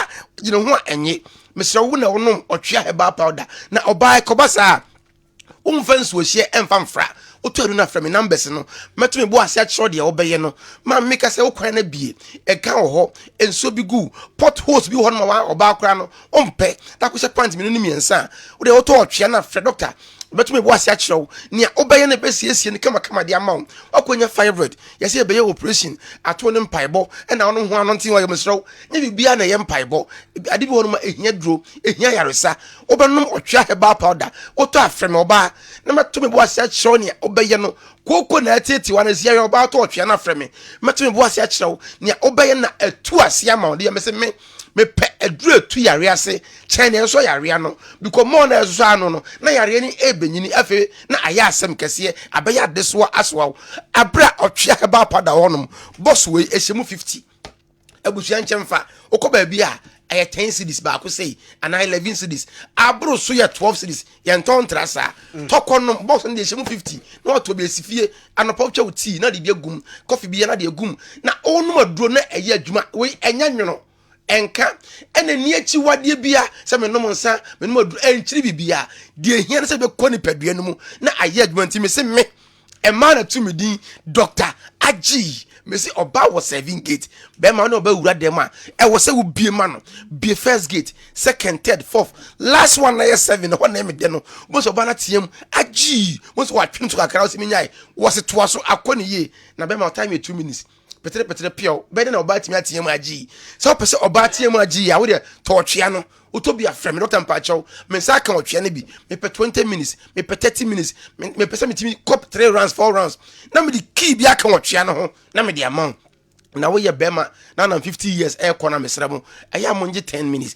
o timi ji 1 hour 45 minutes and I do 12 no of Dr. Mpacho ma bra me homete me ntimi me srawo e basa me ntimi nya hwibio ma je time ho ne be so se me se me na ko pon aye de metu no obewu no 90 years na na yɛreke to ɔtɔ so miɛnsa 25 years ɔno na wo 3 na sɛ wo yɛ very say bɛma na wontimi ma ɔba ɛho sɛpɛ no a na wo asɛm bɔ ne pɔ wo pɛ bi atɔ a brekum kɔ Dr. Clement ɛhɔ ɛwɔ brekum station hɔ a ɛhɔfoɔ nyinaa bɛnya bi atu ɛwɔ no wɔnom ɛna sɛ bi a meka sɛ na wo dɔma so a Millennium ana Man Sky wokɔ no hɔ a wobɛnya bi atu ɛwɔ hɔnom wei ni adura yɛnom yenya yaresa se wo akra o kashi drugline maybe eto duro ho bia na boache mu nyina wo bia eton bi ashama yo bako drug house ho so dodo bia bia no obenya bi atu wo honom we ni adura yenom yenya yaresa na eboa yen na ye hoden no ekosoro hwe onyare o wo yare wutimi nom sanse ema yare no mpo ma ansa na wapa otwa heba powder ekira kwan ene ya hya se obenum bi fa me numbers ne frɛ me na enche na me sori ano no eye 0591 56 55 57 0591 56 55 57 0551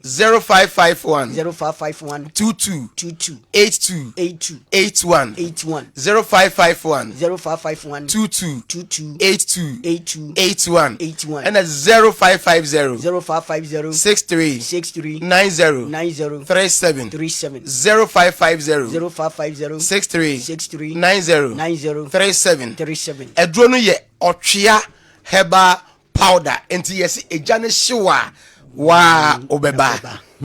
Okay. Ntintane Dr. Alex Edemasi. Say you bidin ya wo. Pushing me ada ko mechirim. Mr. Oya. Akofa Mr. Penisia. All right. Opa manin konko ho sa. Penisia. Mon friend numbers no na mo ne omo eni enkomo otwea herbal. Osi eja ne hyewa wa na obeba. Our Muhammad Bertrand Senaya here there odi ebrey. What is Brekum Chelsea saying? They should shut up because they came to Abrankase with referee Silas Okan to rob Kessben FC, and the match came to an abrupt end. And Brekum Chelsea were awarded 3 points and 3 goals. Alberto Nadiwe Abrey, former Kessben FC PRO, greetings to Abdullah Omar. Albert, okay. All right, on the way, Brian. I'm very happy to hear the Austria man mention that some waste can sugar. This is typical ancient Ghanaian English. Please let Dr. Frank Naro help us if it's a good English. Okay? The last time he corrected me, I used to say more grease to your elbows. Now I say more power to your elbows. All right. Awa! Sergio. Na it's saying. Yami adum Sergio. Yede nyankopon ase. Hi. Dujame. Sergio. Medical bosso. Ohe Sergio yenya some couple of AFCONs ya bobo tournament no. Yeah. And metimi single out 2 AFCON tournament Sergio. Obeka se coaches na omo lead those nations na ekoje tournament no. They instilled discipline e omo setup no. Eno na bo omo mutimi koje. A typical example in 2017 when Hugo Bruce was on the touchline for the Cameroonian national team when they won the AFCON. There were some couple of players, including Joel Matip, coach to hell with them on phone. He took Christian Basogogmu, Benjamin Munkanju, they went all the way and won the AFCON for them.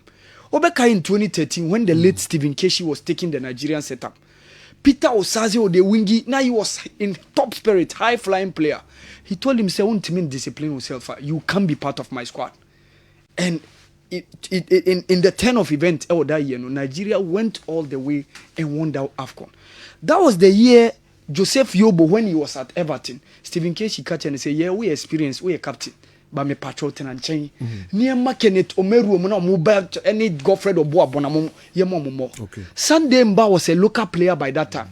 Ahmed Musa, John Mikelobi, no more friend trainer Koye, Uche, Emmanuel Eminike, and to some extent Ube Victor Moses. And said, that squad was a disciplined squad. If Ambrose Munina not a part of that squad, and of course Elderson Echijile.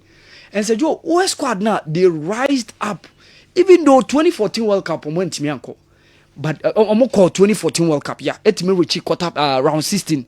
And then they came back strongly over Russia 2018. And said, where that squad now? 2 of them, Abba Beka, say many Oka Nigeria Professional Football League now, Moka. Ahmed Musa Abba, Asisi Oka Piles.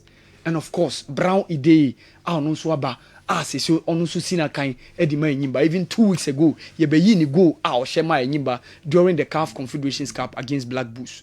Now, one of them, a man for Emeki Koso, Onuso Meka, Kenneth Omeru.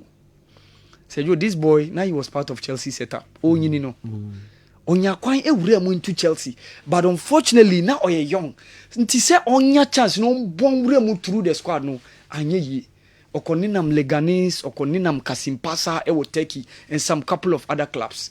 Minuka say since 2013 up till now, say when he's an integral member of the Nigerian national team. But even AFCON ekoye se jo no monfani yehwe. Say nyini aba. Among for say some of the guys no more squad no make a return bamo nti and also na man for make return sen kan make kan. But we say or favor say obetimi up jive football no we remo into scouting rule. But I think say bana these guys say bano boa mo league na den koso because seeing former national players are omusia kai with for Super Eagles no mo week out you going to those venues and watching them no it has been very good. But oftentimes how do you see say black star player be ending a career no aba recently ne Ehun Suleiman Tari make top stars no Just some few recent Mekaiba Fojan Mube Nina Masante Kotoko at a point. As a Mojan Kasenko be retire or Sante Kotoko. And Timian ye, Sami Oseko Fonso Casa, and Timian ye. So said you, if you have these players or more Sia Kaima National to Mobabe GD, now say Omo Babe retire from football, no Mobe Bo, various clubs, league now, said you, Eboapa. So during the weekend, yenya CAF Champions League game ekoso ewo Cairo International Stadium between Ali and then of course Orlando Pirates. Now so controversial incident by Rami Rabia Gono. And at that point in time, now Orlando Pirates were leading by 2-1. Tinache a game no ya nisa. And of course, it was a long ball taken by Mohamed Hani. Before say Yasser Ibrahim ebe headi bono. But say you me share video ni quickly. I saw said the assistant line one who said you ni decision no was spot on. But one sheni year wajin be say referee no sisi na dia lali. But at that point in time when Mohamed Hani was taking that long ball no, now Yasser Ibrahim was totally Seju in an offside position. So Yasser Ibrahim heady bono and a bit tossed and a bit on the chest of Rami Rabia and a ball shot no Emma Okurim, but completely Seju Uhe incident na Seju the assistant line one was spot on. But Bemi said Nadia Lali for now because I said you Montio Moase. Because to a mono or moon said Nanka go away, Nanka Senke Jina. Tike Jinanka akwe tutu. So a no moon and coach no coach Marcel Kola say Osre CAF omonfa via no emeshe group stages na nkasemu manin koye quarter final going to semi final the final no ya na koye knockout stages no and I think say is a decent call but ya na via no seju akabo wompa o sky wom no edoso nti okay even AFCON na CAF edi via bebremu that was 2021 no group stage no man fa via no man implement it. It was going to the knockout stages no around quarter finals no and omodi bem. But the last AFCON ekwe every course no dey no dey omo manage gina so from group stages copim the last end of the last game of the tournament no. And no ade omodi ye e wo CAF inter club competitions is from the quarter finals ne kono. Ya na group stages enka ho. Nti media dey say no so one of the things they had because there are some controversial decisions that they etimi beba and I think say when so one of the things but for me I think say the assistant like one on that day the decision no said you it was absolutely spot on. Decision now take you know so it was okay. So disallow goal. Yeah. Ne baby ultimate disallow goal no. And quite of fast or disallow I watched that game. Yes. Because Oyen Insasi say boy no or offside or something. Yes. Yasser Ibrahim. Yes. Referee. I watched that game. Hey, when Mohamed Hani was taking that lock shot, said you now he was in an offside position, but quickly back. And said you it takes assistant line one or you very very vigilant and take decision. Yes. Apart from so very vigilant, no. I saw sign bold. Yeah. Yes, venue also come. Yes, when you bold that venue be say yes. I know as a can do. So Ali pa. Yes. To your moka. Omo. Yeah, sure mo. And the referee no free. Our find out for us. Yeah, my also Mujano so. Yes. Also be shame. Yes. Off and back. Yes. Decision there say you or a spot on. Decision now take in there. A spot on pa. Say you Coco Golf. Ephraim so unfortunate for her. Now me hear him say after say or winning the US Open or betting the Australian Open at was so but say you entimi anye ye monitor games now also between Novak Djokovic and Carlos Alcaraz and said you interestingly only one spanner Nogovic Eddie Alcaraz the Chiaka from in Grand Slam and that was the quarter final of the French Open 2023. The rest of the Grand Slams so mabonina said you nina Carlos Alcaraz ebitino and said you nina so na quite final Wimbledon 2023 Wimbledon 2024. Apart from that Grand Slam in 2023, now acquire Roland Garros no. Even though we're beating the Paris Masters, and also been part Paris Olympic Games, one of the games I course no. But said you pempi no a bad Grand Slam na ya na Alcaraz nsa no Novak so. And no nema adini but on a blue hard court I any favorite no said you.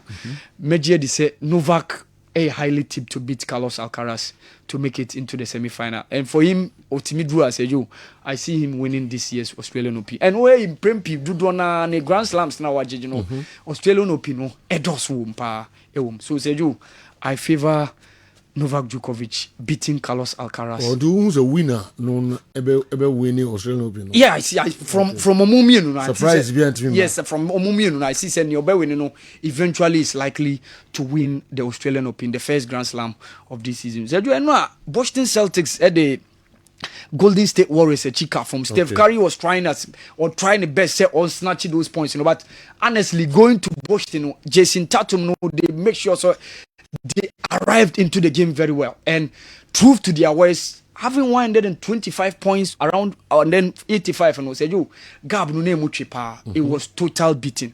Golden State Warriors or Motina or Emma Boston Celtics said you chica from and NBA no said you. All right, let's handle the friend Babaka Sa. Okay. Babaka Sa for Senegal. Senegal ne Gambia. Okay. And it was said, okay. Was a Oko that enclave now, wall of no so that tribe. It been kakra e Mauritania. Okay. But yana dudwana e was Senegal Gambia. Was it enka ne bumanka sa seju. Senegal and Gambia na the same country. Senegambia. Yeah, na Senegambia.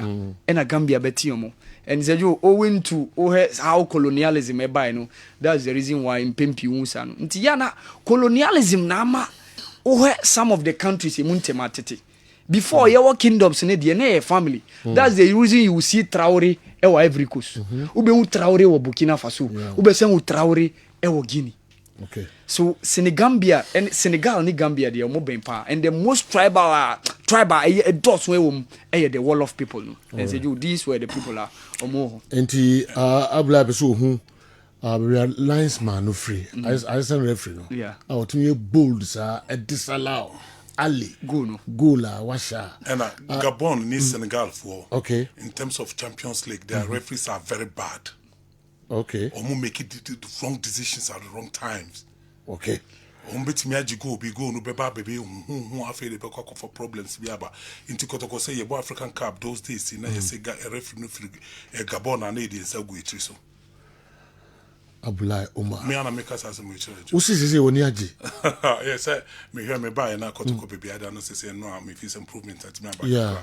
I hit me a chef for one now. Yeah, buy a name Kakraba. Little no one at the first. Go Stars. And a second. And Nations. And a third. And a Kotoko. And a fourth. Out of Lions. Fifth. And then I mean, yes, I. Nabi. So wouldn't say you're quiet, cut off board. I have boy beat Tahame because of the last time I buy, I make her say Kotoko has Kotoko that fifth and has that six on the league table. After they be about, was see penny the penny. I say, what is the meaning of the penny? Or see Ghana football has one a penny the penny. I say, listen, don't even go there because we hear not even only West Africa, African Kasankasa Kotoko yaji football is so. Your records no young compares yes has for your combat 5 and 6 na enim go ase what you say so this one and Kameka said daba kumina Awal Mohammed wa ha mema na chire mu setan be ma why na etimi the Ghana football here why no na ya de in terms of African League bibia between Kotoko and Accra what you say I have born Mohammed too much na you too damn na me born in master 5-1 and I miss Abe born row.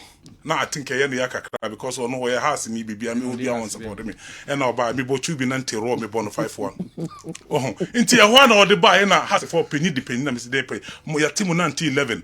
Ojoro nkwa na ababedru baby ababedru. Edru baby kai Sylvester Fred baby or buy was say tackle issue kakra bi when him start 25% gate fee process ye bono.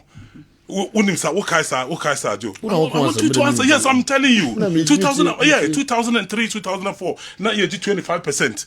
25% to Kotoko matches I aboni now because some of the matches no crown. You na buy 1.8 billion. That's the first time Kotoko supporters started 10 billion I did still buy. And I will ribi buy. Uru buy no afedi. Has for by Sefinciana be catching Kotoko Alekisa because they are not paying and they are getting the receipt at that time. What I said, I'm a demonstration, but you remember the demonstration? I guess is it Kofincia, the secretary of GFA secretary? Say you see a new freehold information has that means something is going wrong. And I can remember say office now, GFA office no. Sky yadi to office now, yadi CSC Sky the building office no. Kotoko contribute 99.9%. Ablama. Ode jina ho kakra ma me. Na me Newton latte marriage that was standby.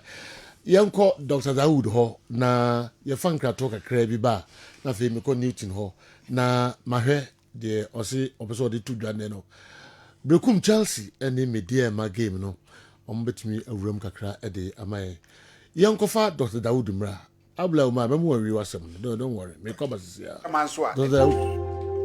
Enuanom ne adofo, ye frɛ me Dr. Dawood. Me na me da Dawood Heba Hospital ano. Na enam me so ena ne Dawood ointment. Dawood 360 capsules wodwa manso a ene obi adi hu adanse. Na du wei edutwam. Dawood ointment. Dawood ointment o se fatwi na ebeko. Ofa Dawood 360 capsules o se sisi na ade wom. Na dro mienu wei e adwuma bom. Obi a osisi ye o yapa. De obeye ne se, o de Dawood ointment no etwitwe osisi na anopa ene anwumre a. Na nsa bia no na o de bia bo asawa, obetimi de atua. Udware wi a fa Dawood ointment. O de te ne fa sra. Ta bre kro na no, na wonom Dawood 360 capsules no anopa ene anwumre. Na danse ye na ba amane, o de enko na enko ti adanse ni bi. Dawood ointment.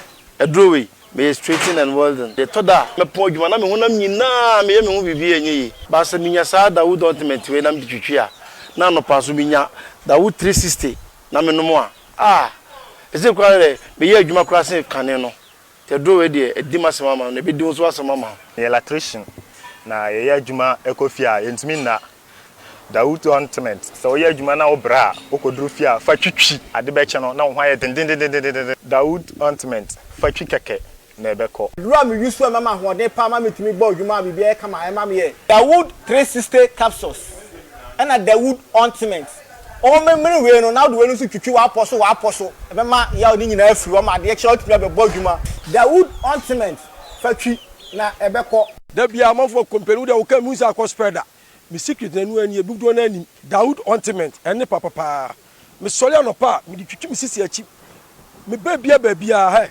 Mentebre secret ni nie. Ti so person te say me a we use Dawood ointment. That's the secret of my taxi driving. Me a transmission gearbox specialist. Ejuma me ye. En kan na me pega ade a na me nsakura antimi pega. And I say me ma ade so na lock me sisi. Ti say fi say me share Dawood 360 capsules. And the Dawood ointment. Abo me bebre the dry you na so amente ya mente bla bia. Obi a mo modern so betimi apɛ Dawood ointment and the Dawood 360 capsules. Enya bi ato. Odofo se wate bi. Aduro ya me ka ho asem no.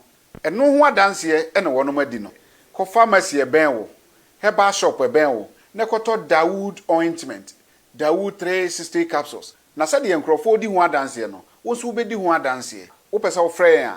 Eno na wo screen ase no 0244 88 64 37 na 020 168 1717 baby a yeton aduro wo man Ghana mu bia no o de wura house o pe Dawood ointment and Dawood 360 capsules. Okay, Dr. Dawood. And crack a crowd amaye and so no. Quickly, my main call a fix my ride for na me no muso enin komo kakra nezewa ene ba twetwe komo kakra na fi yakọ Newton lati marriage ataho na yahwedo de ebre aneze say Amiadom say jo na so e nyakobo adom me so we pa ya da yami ase na de ebre fix my ride. Oh ya ba begin komo said the last week here no. Sure. Na yem pese obe compromise on o safety post election post Christmas. I was say ene wohwe apomoni hu yie no na o car wodidi dwuma no wohwe car ne yie no na se jo car no so behwe wo so yie nti no saa de ne yepese Ghana for ha ehye no so pan so obi ono ma ogidi ese o car no se de tie bia obetenem nti no se de tie bia so na car no so ebehwe wo so nti yempese obeye ne saa nti kan ehye no to say fix my ride eba car ho general service na and I feel be related to Kahun and who Jumadi and Yedi in terms of compromising on or safety said earlier. Mekai and it's your only definition. To find out Kabefa so na a basic PSC Tana enya modern shonko na de biamekasa as part of your civic responsibility abwa na a road safety commission a kwanso Jumadi awon made dinner a team akon kanano and in yaba at the Ama Ghana for Canada to say your war or man ahin crow in crying adjacent Accra Academy School off of Anchor Police Quarters Atiko Junction behind the Guelph Link Station at Chihonoma. Obetimia when Sansona fe Kumasan so ya war a year Mahonjo runabout in between Gridco and Afe Georgia Hotel no Gia number son of fraying any animal and commo on 0500 210191.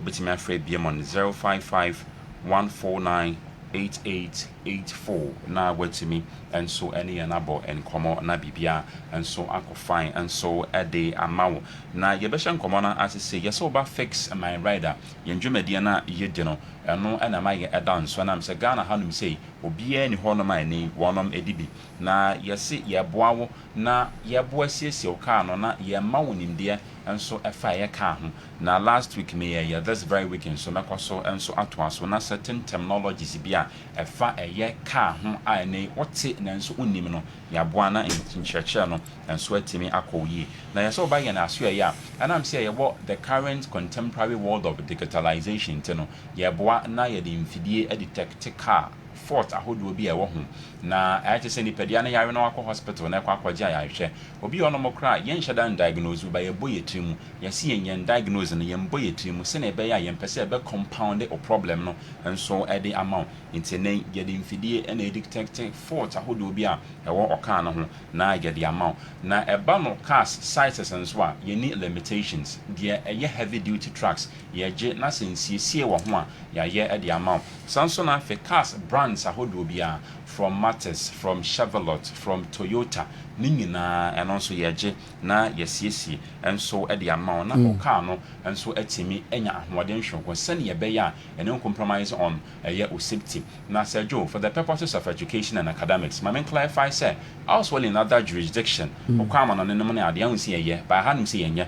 Abrocho qua, Sekanya, Quenchia, the first idea, and say, get tested driver and the samples, the blood samples, near who said, now one man sa brosu be bra because I know could be one of the factor. Na fe ya share lack of maintenance need be and say be wo car na ho aya nye ne year and am so ma akwanhia ne baaye and I fe bad roads. These are the three major contributors. I get GDs and nam some accident aba.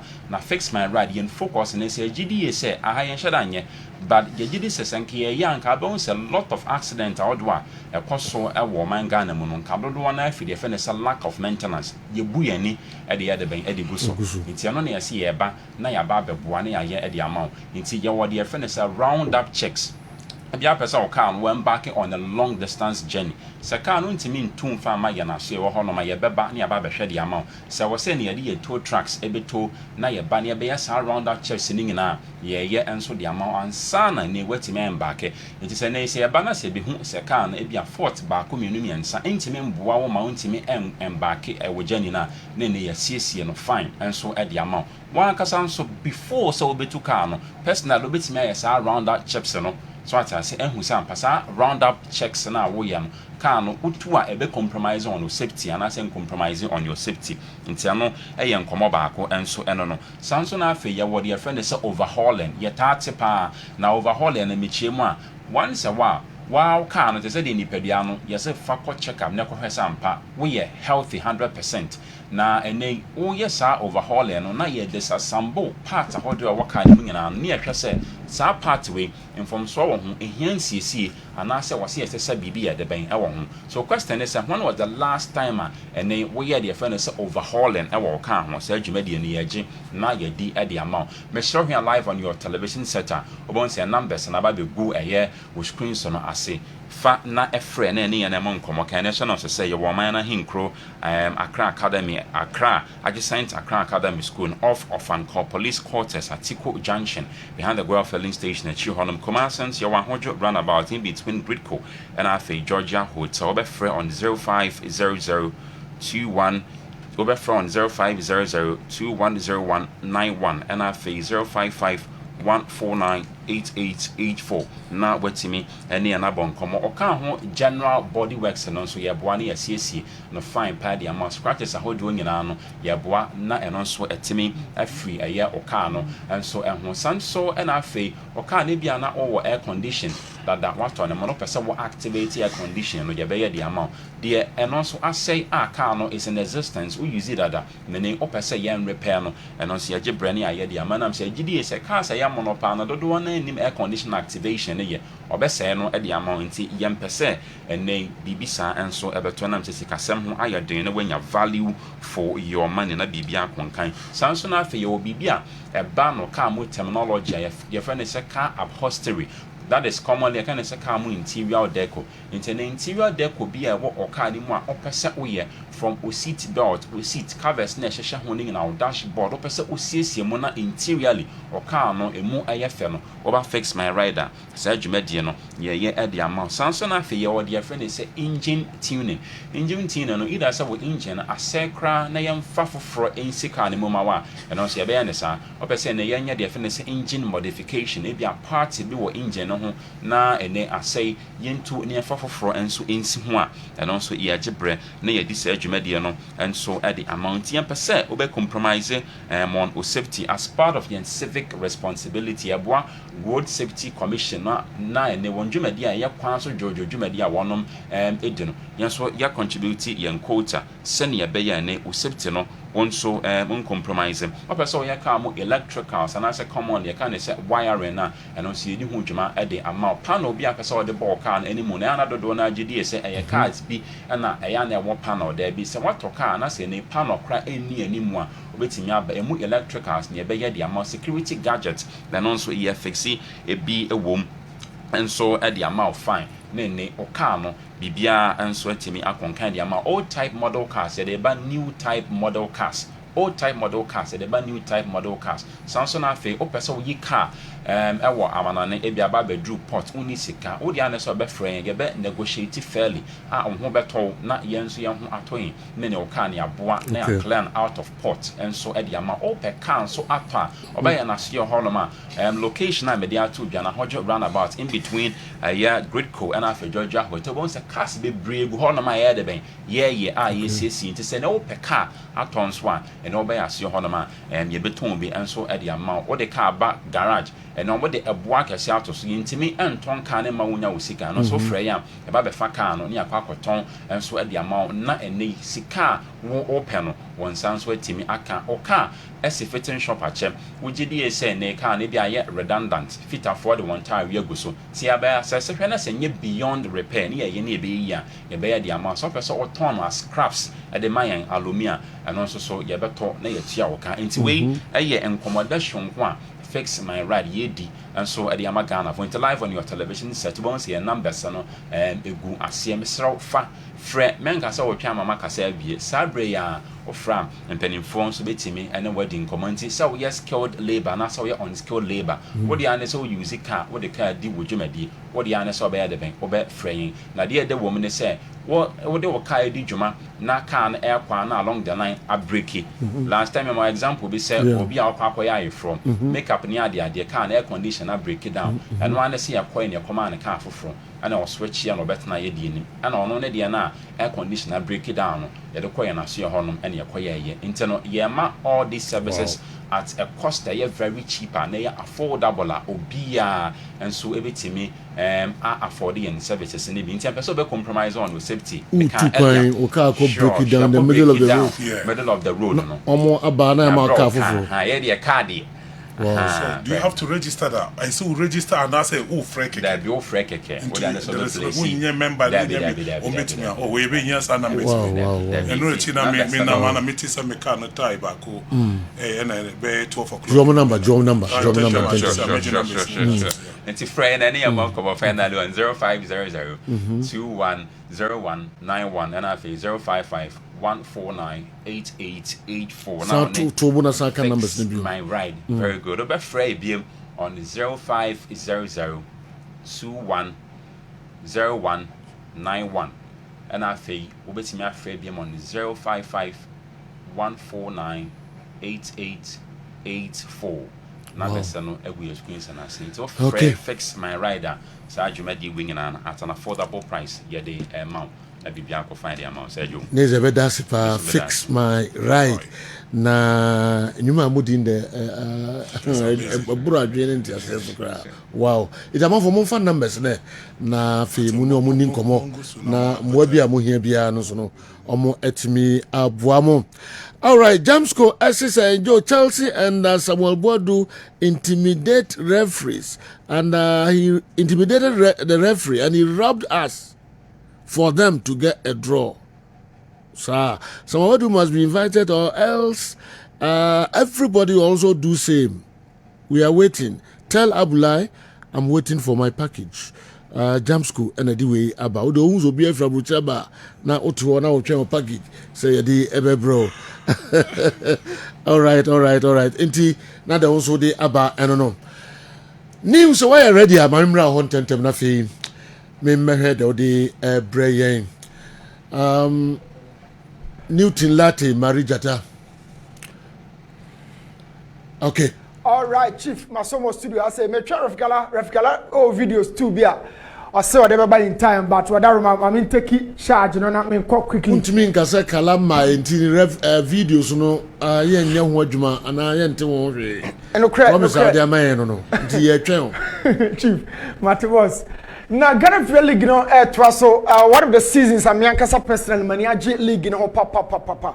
I've been traveling across every venue no home fans didn't set me back more. Now my league is so competitive. League table now very reflective of every performance very big. Referee for instance you know every league you want to say something but yeah the accords into to be an hard. That's not to take the brilliance of this performance away. Gold Stars, Nations, Krobia, Kumasi, Asante Kotoko, and of course Heart of Lions, and a completely top four. No. Now top four no shows some level of consistency and major fighters. Major fighters, you know, over Kumasi, Asante Kotoko. If I could fight we're fighting or bomb no man knocking out, But this time, at the completion of the first round, Krobia or the top four move. The uniform can be in my opinion, a Heart of Lions. The best defense from week 10 until set Nations bypassing on just 7 goals. Not just say Heart of Lions who call Bechem for TC almost 3 goals, you know. Heart of Lions Eddie Freehold at the time I know I draw from week 10. And now you're called Bechem for Emma defense in a crack here. At the middle part of the table, say Joe, teams no edited the heart now Kessben be ho. Brekum Chelsea will feel say be media ho, Bechem our hobby. In Swatra there, Omoasi Hani Adriana. In fact, table no so hot bar, but at the lower bottom part of the table, no, and now our hosem kakra ashame so nano pay. In all the seasons gone by, Open one of the best attacking teams and not dreams can hold. Now Dreams performance no na omon throw enko top 4 num enko hard no but middle table second lower part of the top 4 no na Dreams ho but baby na Dreams achieve pa no the final third omon attack no every time season here Dreams between about 42-43 goals. It's a real first round on up Dreams goals wa na draw so pa but checking Dreams baby omodano 7 goals after 17 games. Coach Karim Zito, we can't forgive you. So one to me, who the attacking brilliance of Dreams are. Coach, pressure beba so pa, and you know say pressure already. Now, okay, sisu sanwa. Now I say coach, because we 20 players in the door. Now, coach, be brain so aton. You should make sure say when you're the best of Dreams because the team, you know, are built on attacking brilliance. Let's talk about Brekum Chelsea. Host to media. Now, media men digu afi. Ya baba sanse seven so. Brekum Chelsea started game with a 3-man attack in a typical 4-3-3, having 3-man midfield in deep midfield. Now, Osha how we team na make my coach Samabodu. You have these 3 midfielders. In fact, coach Samabodu free Brekum no. So when me and Juma or Yama media bia, you know, it was a quality job devoid of trophy, but trophy no and shada mamu bebre because oh yeah Juma. For me Yama, I'm ball 4-man attack, 2 central, 2 out wide. Now I'm ball Azaria, I didn't Nuruddin, animal pair. So 4-4-2 coach Kwesi Apia de bia mienu gyina finfin mienu won nchen na mienu e wo top so wo hwe mediama o ye na dwen se okwa attack said the obo ofia o ye no but mediama this season without the ball they don't really apply the ethics of defending. recovery has been very lethargic, very sloppy. They're not retreating to their blocks so early. And my pressure by defenders also. Now, me catch me boys in Division 2 level and say, every time without the ball, the number 9 for the 10 for you become defenders. It is a Brekum Chelsea defending na mediama a ball no. You know, after losing the ball, it's so be our sometimes coaches in certain roles, but the number of times that opponent be a mediama last line of defense no a dorsal has a folk actually mediama last line of defense our attack 2 goals. Mauli Wayo and Hamza Isa 2 goals, they cut the last line of defense as easily as that. So it means in terms of defensive to transition, you know, and a transition to defense, so that I can be a ebeko. Yana mediama check our opponent in the chromo or quite question want to be and shower Lusubona. Mediama become very, very, very cracked, especially in their own defense. And it is sometimes social situation here. This is mediama who wants to build up. Now, Osha Fifiasia, yeah, my mediama out. Osha the action zone, it's been overloaded. This is one area. So whenever there's a loss of possession, or technically, what can I say, there's a turnover, no, and my mediama hot the pass. So mediama wanted to build out and call. Osha TV, that's why I catch mediama at the time I want compo. They cut him deep down in their own defense. Now maybe Brekum Chelsea 2-1 in fact, no sir. They could have probably scored more. I will Brekum. So now in the final third, not more sharp and more prolific. But I'll come to that. Mediama, how many times would we be caught in the last line of defense? How many times does that happen? In games, do you find time to talk about that? Or on canvas because more person of Belgian League. But what they have so Shemezaka Free on a partner for 7 Amankora. Tony Bia Obenya Emmanuel Sapon. Now 7 Amankora de Bone Kono Shemezaka Free. Keep your eye on the guy. He is working. And at the time Amankora he not on yet ready to shoot. So at the time, 2 players and Nuruddin and a Yusuf Mubarak, or more a close to a block on a man, only option was a pass it. But in my opinion, I'm crying enough from the Union. Yes, I should be a born Lucra Vincent, one of the best young midfielders this season, Ubenya or Brekum. Now, but you crack edgy boy. 2 players in the final third here, as you are watching on your TV. Mezaka free and a 7 Amankra. So Vincent a release ball a could Amankra. Now Mezak held on to the position until some Amankra the ball. So you can see the 2 strikers. I mean, where is the partnership? The attack a bit sometimes look disjointed. It's Mezak in here or Sheba be a ball in fever. No, we some Amankra with any Amankra betting for ball. Amankra fire but watch Mezak. He's walking, I think, on your partner for Amankra. This is when you need to destabilize the defense. It's later no starting against or running near closer and he came with Manuel Kujo. So that chance really went waste. But Osha, on your man who was about short distance, 5 meters granite and drew. But Osha situation, you know, 1 month. A man credit born to Hori and Kujo close in. And on your first touch, second touch, that chance went off and faded. But the point here is said, Coach some of whatever be the case, league ya boy, you can't strike as I won't. So if you cannot create some level of partnership, chemistry, cohesiveness be at the moment. In fact, coach, now means I will be let me say you are not getting the best out of them. But this is another case. My warning to dreams, and I say I made my defense and I said this is Yusuf Mubarak and Nuruddin in the midst of the 2 when you striker 7 Amankona. Now, okay, ball no a free Diego Boateng for Hasfolk or Shaditi Kotokono. The American say Kotoko defenders in BM say striker and messing found only keeper and tassel for tassel. So watch it here. Mubarak and Nuruddin on German Crasso on keeper so. And it was bad. And then the man Cranco Felix Chino. It was bad. Give a shield to the goalkeeper. My goalkeeper who said or cover. You see, these 2 strong central defenders, you don't allow the striker to go toe to toe with your goalkeeper. Give a shield. So where's the shield? Rewatch this. Where is the shield? It doesn't happen in the elite football. No, you should have given a shield, but that's not the case. Especially much more. So finally, Brekum Chelsea had the lead. And in a box, 7 Amankra, a predator in a standard of Barry Bono simply. At the time I fell asleep, no, I shocked. He came for 1-on-1 situation, lost it, and the structure also lost Amankra presence in the box. Now, we defense Amankra in the box, you know, I mean, for what for? Now, media sometimes we box, but And Mekan, we are number 10. The first ball was contested. The second ball, third ball. It fell for Obia, but why? Because Chelsea took the second ball. Oko as for game, Oko other games, I made a split points or I'm dropping out the 3 points. Second balls a deep medium. But the concept of second balls, you know, I mean, coaches they can want them. Go ya uni can we share the similar situation and then that's our TV. So my only point is every time without the ball. Now watch Kofi Babel. Met to me was actual. Kofi Babel is an attacker for Mediama. Shebabi original so far. Every time I come, number 9 out box to no you don't come here to attack. You come to defend. And to Kofi Babel judge na just as he's come. Now it told to be a coach is in the catch the boys and they say, oh, yeah, has say mame. Now Urona Ujina Haye number 1, all serve as an outlet. You be defended na body free town ade be kwamaye. It's an outlet. E be the tory na kudus mujina han. The players in tentia ne nkro for no the outlet means you need to have technical ability. You should have a ball carrying ability.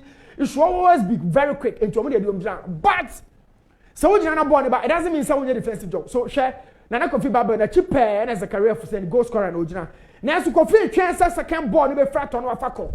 But the second role is that since I was serve as an outlet, you know, born a drop your hand, we also now clear to my.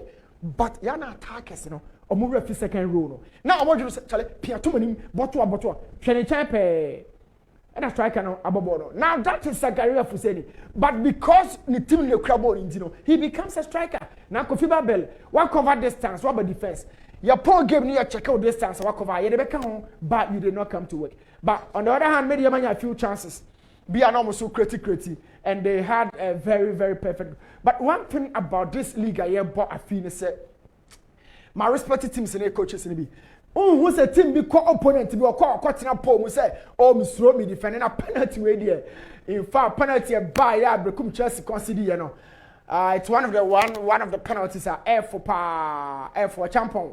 What the ball check, crack. And Mediama were wasteful in the final third. Created few chances, but those few chances, you know, almost a losing. Yeah, penalty, you know, we require a celebrate. Kofi Babel our chair go through the career for saying, you know, one no ball, no defender and I be enough from the but you know, me you super football I said, you be share my choices here. Just like me use my champion. Why would you give to this goal? Why would you sell out the team? Watch it, Chili Pana. This is the second chance I was asking. These are the two players. Watch them.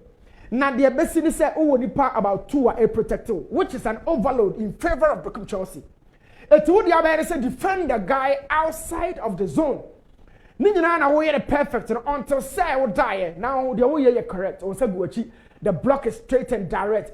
But Osama the second opportunity. Now he go into your zone and the external area in media back up as against 2. And there's also another runner here. So what is the goal scoring rate of this? The chances of this ball getting at the back of the net was so minimal. Jet or cannot form. Now I can't see me use for I said you want to I could have used that word. It was bad moment for the defender champion. And na mediama kakra Yusuf Mubarak composure and the ball no ekotone. Attackers be brejina but experience. You move quick ni enko crop so. Na kuma sante koto 4-1 el baba yara ejana so. Yes, Dr. Ogume ejana so against Vision. Now it's the first game of the season. 5 goals 8 p.m. in the first half. First ever game. Krabia first half was fire and massacre. Now goals to do one Vision at the chair. I'm on the chair in the sense that I'm more build a bar. Now I'm about to build up no second phase when I got to Ajiro. Now I jibona Sadia 10 year Kotoko continue to put pressure on the opposition. Now this is the build up. But it used to be this concept from Dr. Ogum say every time without the ball they put pressure, they press and they created few chances out of it. So at the time I got to go dreams, you know, not dreams. Now my air prep ball and catch them and say when you got to call the ball by right, you want to start through a short passing sequence. It was never meant to work, Coach Nana. It was never meant to work. From last 2 seasons, or even the season before, Dr. Ogumima studying or no. From Wafa every time, or more pressure, Papa. They keep the pressure on you, intensity. Just only numbers, you know. But so Dr. Yanima, yeah. Now, we can say, prep ball, no? First phase, second phase. Now, this is the goal. And then idea where so continuous. Defenders will always continue to switch off. This is a right central defender. Na Kwampoku Jina the goal scorer. So Kwampoku, the defenders would always think of the source of the ball. But equally, the source of the ball is important to the destination of the ball. The baby a ball near the baby a free by the defenders in the so intelligently. Kwampoku di enfano. Baby a ball free by the baby obejina enfano. And across and a bar, you know, he was in a very, very good position. Now, to a general crowd because on his but behind him, Kwame Poku stood still, made sure said, a very good positioning. Now, Kwame form now, what pick is a saying there. I see my crobia or the pressure, the defenders not down or the go off periodically, they always switch off. And to Kwame Nyansana when you're Muno Kakran or Yan fitness, but or the movement and all. So Kwame Nyane fitness, I reach the optimal level as I've been saying there. They kind of say athleticism, explosiveness.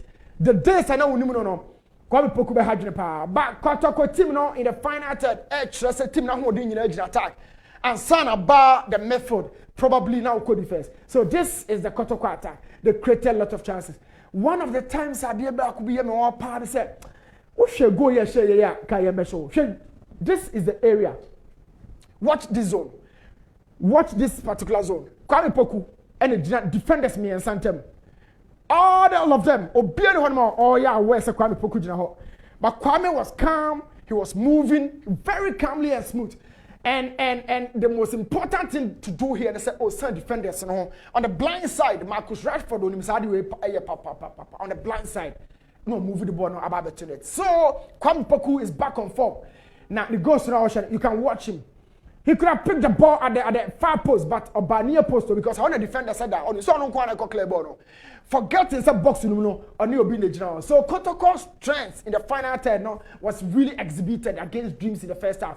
And in my opinion, the first time Peter made work identity ball, it was a marvelous moment for the youngster.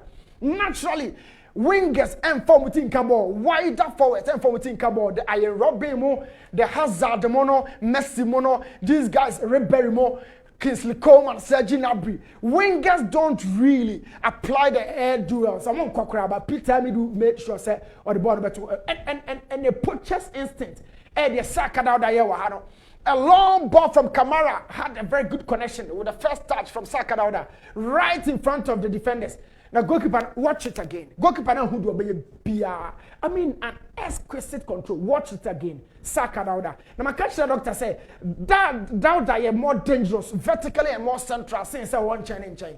But doctor knows his own plan and also soon him the way. But Saka behind the striker is like a Danny Olmo kind of profile. Or we are the dinner general papa.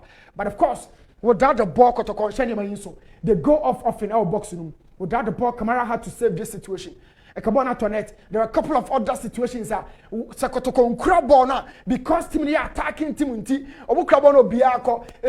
defensive principles. Sometimes I feel that quality opponent those chances now. And even how the goal was scored, in my opinion, had something to do. Now this is Saka Dauda. Brekum Chelsea game. This is Saka Dauda. Attack about box in one. The ref as an outlet and co-works with the defenders. But the ref in the second row. It will be back to the hole. Now this is Saka Dauda. Only goal scorer never. And the goal scorer Nana upon he had his first game of the season for Vision. And Orban on the Saka Dauda. Watch Saka Dauda. Orban may defend it, but yeah, now among fat methods and principles in engagement.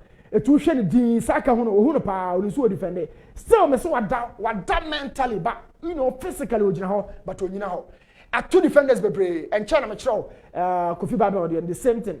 And a Saka DNC. But Krabia is in a good form. Yashua second round, signings a bit me fitting seamlessly. Now Yashua how a season echo so far, but it was very, very unfortunate from Nana Juma say, oh Baba Baya Rabbe BM, expansive football papa. But kudos to Krabia how a Mabed down. It means they are still contenders this season. For House folk, not reaching the 30 goal mark, it's a bit difficult. So do along with Mediama. Every situation piano, it is difficult to put Mediama in there. Chief. Okay. enti na chesa ya twa kalakra the message bi abrem sesi ai say nyame adoma adi se ochina na obetimi release sa two incident na minima de kro minim de odi abrem so onya fa bi mai ebi ni a chief ebi ni a Rafikala ho ade beba a plan ana chief dabi yasuma mai Rafikala but the question brekuma ntwa game in life e media man twa full na GFA it is one exception from media man yeah from media man site but brekum for ntwa I've called brekum many other guys top guys like ntwa so omuni copy so Rafikala kra no yeah adwuma bi na bema yan saka it's a promise chief yam watch na atiefo be hu. Okay, because we know I didn't come so many presidents at chat here for about 15 minutes. Yeah. May struggle 7 years two incidents, you know. Okay. Better than Mufajantua, president. Momodi na say, oh, you see the cancer, yes, idea. And it is a BBI and Siana. All right, enjoy 7 years two incidents, you know. Meko na makotie ni what? Scientific Herbal Hospital. Almost on crack to kakra. Mi ya kwa Mickey. At the local source no better so at the Maye Abulai Omar and so ewa ya kwaba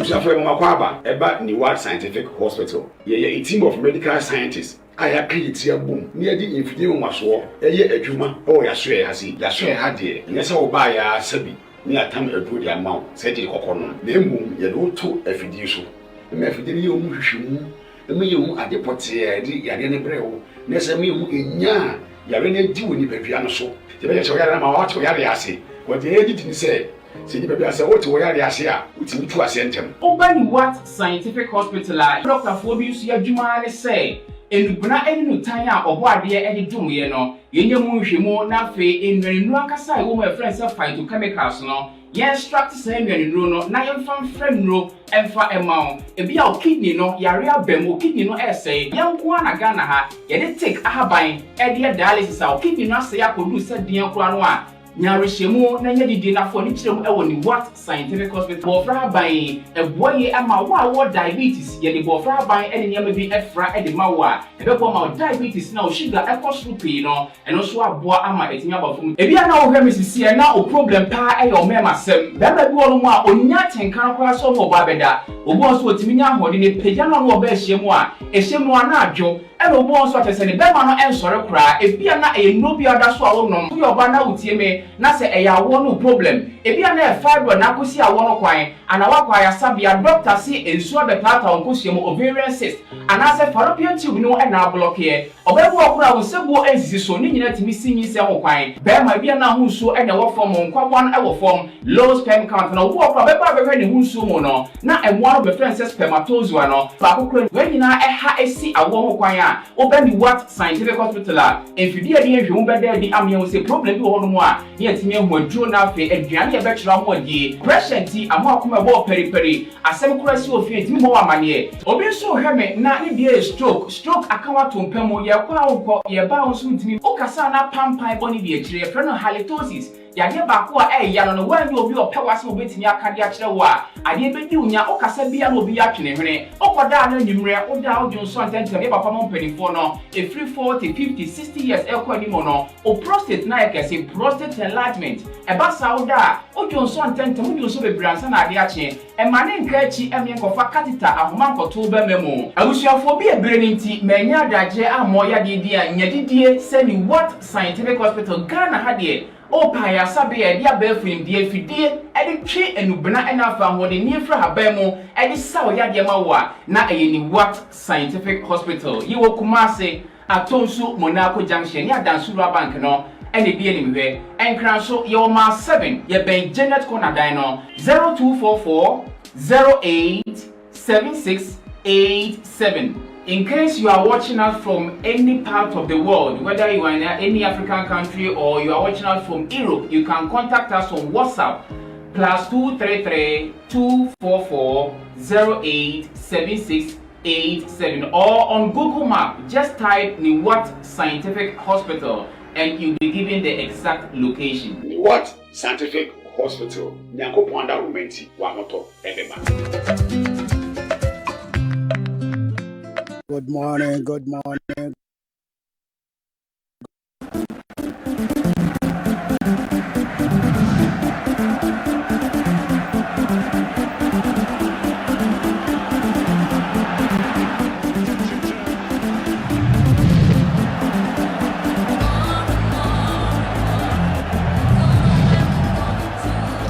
Okay. Yeah, Mama Kwaba, Emra midfield action, and Benada 21st of January 2025. Kwa Miki, I no Ebre Abulai. Minya antiti hubi call break no. So no one ade badia a bomb wa na dia me bie mic no.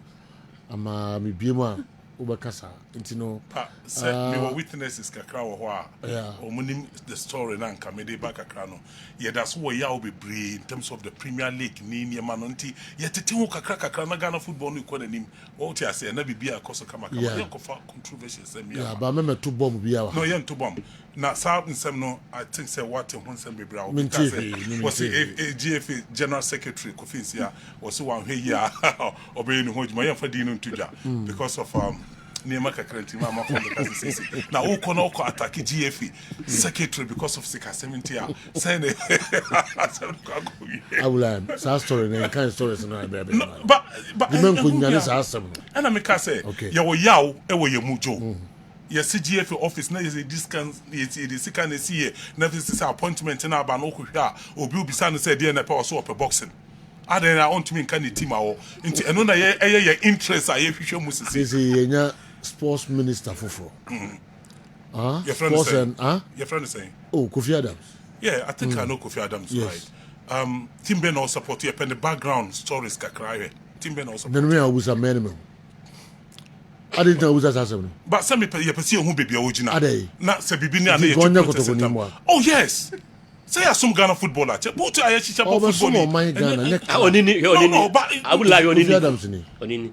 Oh yeah, I know. Kofi Adams. My Ghana. Nye clubs no beso. We are sure say guy we Kofi Adams so or football interest. We on yet if you do ha. Come. You follow us. If you do ha. Abla anyway. Who think crane more position na? Unya has in your more position. Then I okay. No, I just want to see. So you can so has now will go protest. You go catch to Muhammad say yes now. He will be our neutral. Obi our yanko match. Charles Taylor aba kotoko. Ye kan ho asem ye say the krata na koma caf. Omu hwehwe mu na sisi yesisi boy no ye kan ho asem a ye ko ye sanse ya satun krata na aba Ghana fo njeji na ye fans nsem no nkosi bebia.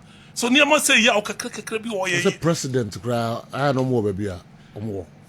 Sentina ya na mampeni o maba Ghana nyina no. Anything na ye. Omo aka no opese mi no ha. This year ya hot nti ya ntimi ahwe sa niam edrumre bi say etuti atamas kakra. Yanko. Because Chairman Rollins and I had to fool. Yes. And kotoko. And Obian said, Nana Kufado Suba, so Kutokoni. Nana Kufado. Yes. And you know how to say. Also a Kutukuni. And your mama, I don't know. Come here, Yemfa. So, Mintida. Also, a day. Out to you, Anna. No, so a couple, yeah. A couple, baby. Murphy, but I call you Yanko, local stories. What you know? My name no man aduma. But you know, as a son, tell them, I'm friend Undikan, Honorable Kofi Adams, and as I say, you point to as the sports and recreation, a minister, and they said, yeah. Your sports are train, and Ned, yes, he said, dear, President of Ghana, President John Dramani Mahama, Eddie Jumedino, I say, a year, Kofi Adams and so no number share me a sports on a general, intimi and tumpo. I have no local parliament. Na, Vetino and Sana. You know, me so be a qua, yam jantumda. Oh, who will be there? Debbie, Kaime. But I remember say Obi Koye beside say how many Premier Division teams there were crowding. Other ministries. Oh, okay. I want approving. Oh, okay. But it's here minority na ya micro minority ni there. Kwame yenko. Eti general Senate Kofi Adams, Honorable Kofi Adams, and the sports minister under the president of Ghana, John Dramani Mahama. He said they confirmed. Yentroso wada stories. Lawyer Safu Duku and as I say, oh dear nimu Eshe. Obeke Kumasi Asante Kodoko abo Ghana League game. Ewo Kumasi Sports to the menam som. Emma Kumasi Asante Kodoko fan bako. Opong you shoot no. And I'm so Emma 7 copy more court. Lawyer Safu Duku and they follow case no. What Chichim says Sikasemwa ya de to a year wamuso muntiano. Sikasem no a drum pempensuobi na se no obefa kwa bisua wamo ebetimi ajisikano. Yentien semwa Lawyer Safu Duku inchimwa wade maye. Yeah, last year, Kutokoni Nation says, Ebo Babaya, Emma, after March, no, says, MBCC, Cressa, say, Kutoko supporter, the friend of Augustine, Kokuopo, Unyasa, Hauno, Court, High Court, Commercial Man judgment, somewhere in February 2024. All the court, no, processes now, already been this cannot endorse.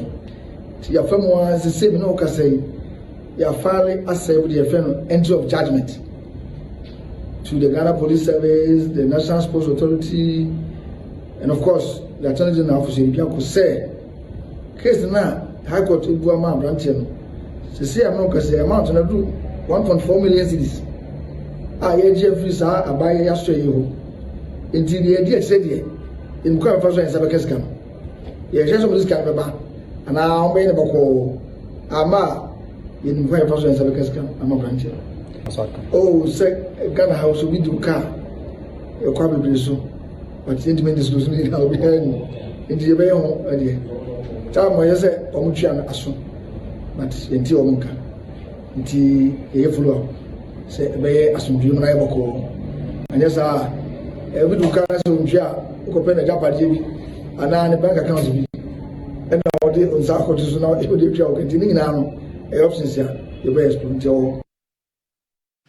Weye sama Lawyer Safu Duku what they to say sika e so mutimitua as compensation e de ma eye opono e duru be 1.4 million Ghana cedis sika no e pim so ekọ enimu ye papa eno ne sama Lawyer Safu Duku e de tudwa ono anso e na ye case no e de ema kotoko supporters a abra kotoko ne Nations FC boy omokotutu eye plastic chess e wo eye Dr. Kwame Chase Sports Complex asem no kopiemu enso court no no e na ye case no eno se busan se sa case no so akoduru impempen so be ye ja kodoko supporters na inchemu a ode ma eni okay ya last year Kutokoni Nations FC Ebo Babaya Emma after March no the MBCC police for charging 5 supporters including Chumberema and Habib no asem no asukwa circuit court 1 am no ka say a police for na say court go for afre on first 3 witnesses am ka say the central referee Akasa, the 2 linesmen for the day no Makasa.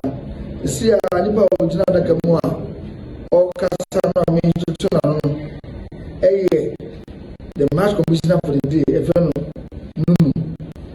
and not I'm not Kazay, original da Kamua, because to turn Mimi, the Asana 27th of February, I was happy to Nakam, Namatuan. Yeah, Naka, a positive for me in so Bakasa. Mukasa is a positive for your case. So when I remember her say, Mercos a court of 7 Omuntu, Sanse, Ababia, Sabi Enim, I has a market to supporters no Abacasa. Do a court no, a bit of decision. Say, some about to go say, some of us say, supporters no, no, as only accused persons no, a big young one. Do a court in Betsy, but the CID, the Gusua, me to 2 or more dancing for no. Weye sama Lawyer Safu Duku e de tu dwa say Gusua to a dance for no or more to 2 or more no referees na ba ama omabusa omo nsem say match commissioner na ono so hwe ma game no etimi e course no ono na sabre Ogusua e wo quarter wo mo etoto ono so ano ntire be piegu bia no ye de ho nsem awodo enso ebeba we 2 cases a eye pending e de makumase Asante Kotoko. Brekum Chelsea Bobo Konom. Asat now, and now the Ghana Football Association a charge a year coach at the Emma Bobo Kono, Nensamo or the Etuga. But as a tranche, much as said, Womokano, Woma decided, Womo Abe complain at the Kwakoma Ghana Football Association. In particular, for game, no, sir, Omujid is a refuge, Bejan, the Montemono, and Yadia a coye. Decisions I would take here, 14th and 48 minutes, no, Womujid say, and yet decisions, Papa, apart from a match during the game and in Sambia, and I said, Yama Koso, Womujid is a refuge, a friend, Mawuli Clue, the Modemono, na ewo form, and Nunti, I was said GFNO review committee, etime etana, a case in so. Yan twaso wada stories. Kumasia Santo confirm it, says Amu game on the Babaso, na game no. Abramani Karela Asia no 20 Ghana cities, 30 Ghana cities, and 70 Ghana cities, and a womo ebeji ewo gate, and unisika womo jem, Abra League, you know, say, yes, so adane no, ya beto so, but and nam soma coach, and the makotoko, Coach Ogum, or the two just said, ne target for first round, no, when Timmy emiti target, no, was in accumulated points and uncle our first round, no, and yes, our points, no, but only making amends in the second round, Abra League, you know, ebesha sequencia da ebe. Absolutely wasn't the target, but that is what we have. So we have to be content with it and make sure that going forward in the second round, we make sure that we gain more points than we have gained in the first. That absolutely wasn't the target, but that. Hey, someone coach Prosper Nete Ogum, or your coach Ademakuma say Asante Korokono, what they are to just say, and yet on target no, but second round no, one more Abeshe, so met me I target ni, and I so met me reach on target at one more airpeno. Walk to different to them, a honor a year of basic and so Edibia Sosum. So last season, Koroko team no more strong team, but this season, Wamukuta players sepa, and unti I was a year coach no, a year diobetimi, a year biana, one more performance last season no, itimi a basro. This season, also mutimi a bombardina se league no kwana also mutimi eje. Season. Last season, this year, a little bit better or quality players than last year. Again, you know, better so far there. I sharp as compared to previous years. I don't think if the Midfield are pulling up. Now, you need Midfield to say, okay, let's go stable as compared to previous season. I don't think team now has to send this season now compared to last year. I don't see that. If you team the best of flower or break, say your football and say waste and means in other foul means that you're about home. Why are there when you have a boy or buy the show? And if we can get fair appreciation anywhere, fair appreciation anywhere, we should be able to win. If you like I said, this season there, let's start a religion.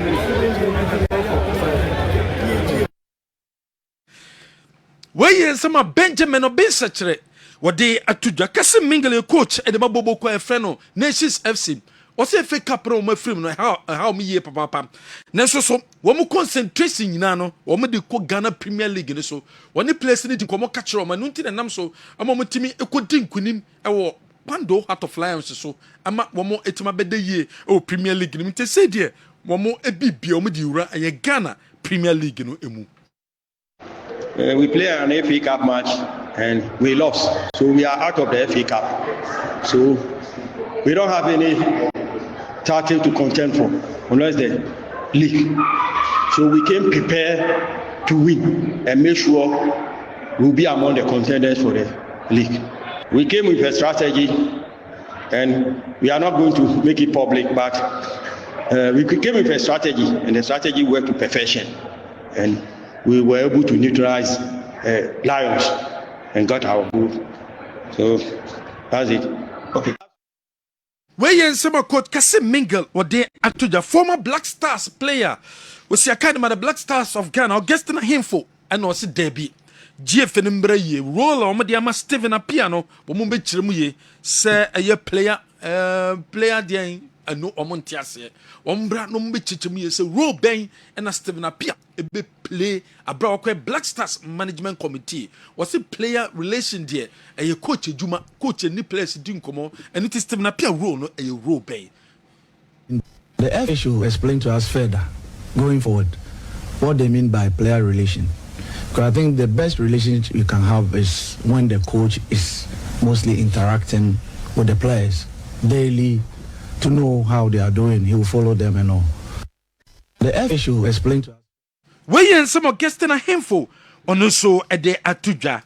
A jabba jewelry, jabba jewelry. Obi a wedding ring, engagement ring, promise ring. Upe chembia to come, upa debi de atonsa. Baby and wasoko. A jabba jewelry. And now kwa benya ne papa pano. And so ato. Shene so, sa oba, a breadru, sa waso ware. Uko nshe mubiana. Upe white gold, edi esensio hu. Anaso upe yellow gold, edi esensio hu. Kwa jabba jewelry na yambuao na wonsa intimi kebi na ko yusi. Ejaba au prempe de second street edum Ashtown traffic light na se utu wabo we jabba jewelry ho. Ya number is 0277 104 488 0277 104 488. Offer number we so ya beje so. Tonchi herbal capsules. Tonchi herbal capsules. Herbal capsules obi on energy level ewo form obetimanum tonchi herbal capsules no ababuama energy level no etima basro obi a vitality aba form tonchi herbal capsules and wasa wonum and naso obi a performance aba form ama confidence level ko form relationship no ama aye bibia wo ho tonchi herbal capsules fd agiatum wonum sa aye capsules ya bunya any side effect bia and any drug store chemical shop bi abeko bia no ko capsules bi to your number is 0553 511 159 0553 511 159 offer number we so a ye beje so cho number we to so pedan ato obi to ne dan aye 5 and as a 6 bedroom apartment and a waton enunti complete building and waton we onana na ne ko din komo enye agent bia na dan esio ene sanso boys quarters enso and a security gate and also a dan our home 2 bedrooms our ground floor plus kitchen and washroom in Yinano our form ofro so 4 bedrooms and a washroom your number no is 0552 188 669 0552 188 669 wofro number we so ye bejo so BOG clinic ko BOG clinic yare bia ha obiano BOG clinic and betimi aboa say diabetes hypertension stroke peptic ulcer or bone problem anasa wo na air how wo bia why kese wo pese aboa wa for ni che BOG clinic BOG clinic na yemwo ya ne sa so de BOG vinegar no e de abedwa so ko pe BOG vinegar ne bi na nom fafra wunsuo na nom hyene so se BOG vinegar no enye duro na wonnom obo changes abeba ni pedue ne mu e de ma ye number 0240 512 171 0240 512 171 and I say 0539 863838 what for number way so ye beje so Amalina Children's Haven eye bia ton koranyama akola ni bia to bia no furniture Malina from day 1 kopem tababa no benya 18 years there and for when nche bebia for when nche Malina na kopenya papa eto edemana Malina Plaza o Santasi runabout o head towards a patasia o ani bia ya ubehu yen heba so cream enu ni cream a bembe bia e wo so you say be bembe bia wo se bi won ho bembe bia wo se bi show bagum e bi show botom e bi wo fie ho enu na ma enije ba abra ni oba ehiemu wo ye bema ni oba ehiemu ntimi satisfy oba no wo ni obema oba ni hiemu se sia na nyama aba besenko kope ba so cream ne odi otimu ho ene odi wo sahye mu ho wo to ababuaw amotimi abadwuma ye wo be apply kitwa bi opinis no ho after 30 minutes ko wo hye na breadru se wo ko satisfy oba no enunti ena wo so nya heba so cream ni bi any drug store chemical shop bi abeko bia no benya bia to your number is 0244 750 510 0244 750 510 general yem fancy ha all right ye de besi anafi ye biebiem kakra kom se donko bebo na fi breaking news and so atwa so amay Dr. Naro. General. JDM says he's a Kotoko fan. Africa must reasons. also he for Africa must reason. I kind of find and I say, me person me kai occasion. I remember he said it. Okay. And now I think it was even in connection with the wife. Okay. But me you fit the scenario and the occasion he said it. Okay. And into na me ye. Into obi wa on my I remember he said it. Menti me say me tifri JDM na kasa no say o kasa say all right. Yeah. MP for Buem constitute Adams ebe ye kwaya Ghana befa so na ye tumi akọ World Cup ni bi. Already some of us are a bit G3 with respect to our technical team. For me, it is the weakest department. So far, all the parties that have a role to play in ensuring that we qualify for the World Cup, over playing body, over managerial, over technical, and even from the politician, I think that is the weakest department. A match in Tobe take over, no, I expect proper briefing. And yen share that Tini Dean was supposed to gidi bebree. Ministerial appointment generally, a managerial appointment. Into on average, obia o good managerial skills. Ebetima headed several ministries. Once you have very good managerial skills, so we hope in General, closely related to that, what the former striker Augustine Ahemfo Eka on Stephen Appiah. Yes, I know Tornado is the vice chair for the Black Stars Management Committee. Ubesha, after our abysmal performance in Cote d'Ivoire, the only entity that suffered was the Black Stars Management Committee. Question will be Ebisane say, Anyembia. Playing body in almost the same players neighbor apart from captain than say young friend. Technical team no basically or the saying Otuado then Crawford be take over, but the new management committee for the Black Stars. Yeah. Dr. Randy Abe is massively and extremely experienced when it comes to Black Stars and some from the days as a sports journalist, which days back in 1999, 2000, thereabout. So for me, if he has such a committee, I don't think, say, he bet my question, the capabilities and inabilities. I don't think we can question it. And next, Steve Appiah, an assistant. But maybe not guest him for Kika Kwan say, almost say he's in charge of player relation. General, honum no namine Augustine Ahemfo ya adwen say, omun chere Steve Appiah mu ye. No mun chere Ghana for ye. What is the role of player relation? Because me himself first of all GFA omu protocol officer. I'm Pimpi se base ye ne club no player ne club ni kita ho se bia ye release player no ne beba da say obehia ne say is the player relation no or only players no na ekodin kita ho enya the best out of them ana, which is part of the roles the head coach is supposed to play. Nti say oma head coach no Stephen Appiah roles no very clear. It bet to me the conflict aba. Yeah. And don't forget, Stephen Appiah was the captain in a team that Otuado played in. In 2006 World Cup. Yeah. Stephen Appiah was the leader for that team, and Otuado was under Stephen Appiah. And they all share structure-wise. The technical team actually reports to the management committee, and Stephen Appiah and Randy Monsoso SI on top of Otuado. But when it comes to dealing with players direct and speaking to them, at what time, and as Stephen Appiah bem, at what time, and Otuado ebem, and Komono ebeye consistent na, inti say omo clearly defined roles. No Otuado role na Stephen Appiah be play no, na Stephen Appiah so ni role be play. Na hwe ya na kwa kofa conflict ediaba, bedu be no bi be kire ono na wotumi. Lawyer Safo Deku. General, Papa no many general do. Yes. For those of us who started with him, was sports him when we now or communication person for Kotoko later to Ash Gold. Yeah. And those of us who knew him as a teacher at Prempeh College. Yeah. Now you did teacher, we've known him from a distance, from a close range. But I think he's matured so well, and his magnanimity.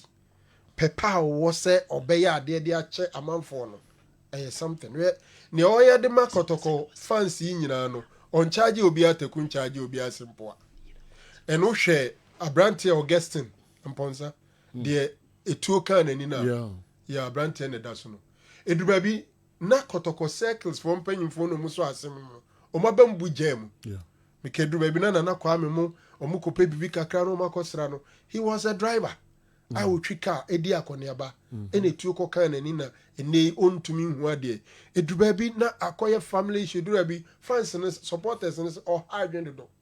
Then Safuduku came in, took care of medical expenses, took care of the legal processes and everything. And eventually, or we need court case, and a court to share. Sika a bit to Amano, weigh 666,000, weigh say NC 1 million Ghana cedis at the time.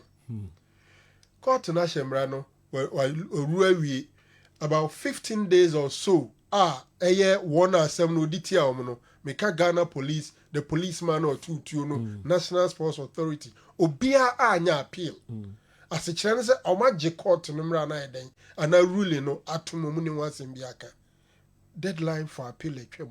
Baba payment. So say 6 months. No, say 6 months. Yes. All right. 6 months in a trim. Yeah. Good, me that's it. A bepim ne, Sikano so munsankai. I drink akra, and these are state institutions. Mr. Namukana, no more positive for. People brazo amuna muchinu. Also be record o Ghana.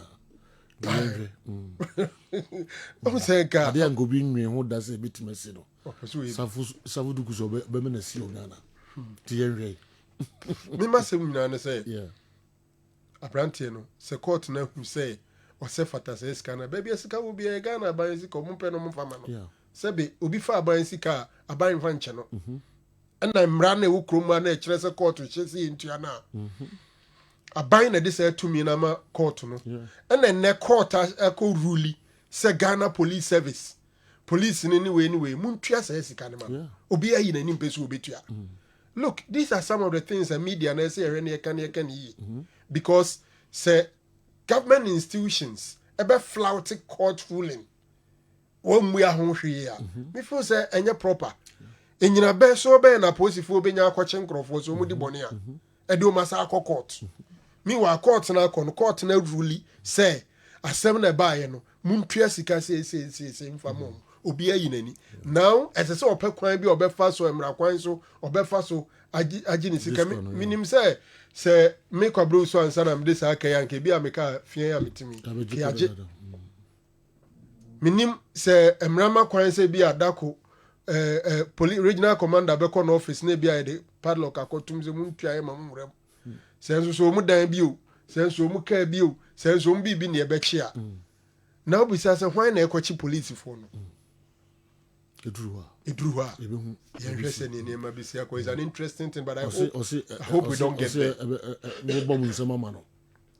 Yes, I hope we don't get there. Yeah, police fo mo de ka munkutia sikana open no esen nsaka no ne abrante no ono oshase enjoy abre yes obre okọ how interest about ho am scanedru 1.4 million tituska 14 billion yeah. Roughly 100,000 USD kwa hihie mabre na empempi nkrofo prepare stadium pa o yes o manyo obi amana nsom ne enimpo se ukọ stadium na yakotutuo na kawa obi e prada dem wanyo obi amana nsom and I think say we sasron kwa we twade ato a e free na ekro no se ukọ stadium na bibi boni bi koto a we hu se mra ho no ma obetima fa so there so for me it's all well and good general kwa some no echedodo ache papa ntino safo be akodru ndie uso bia ntimi nya appeal because 6 months no atwam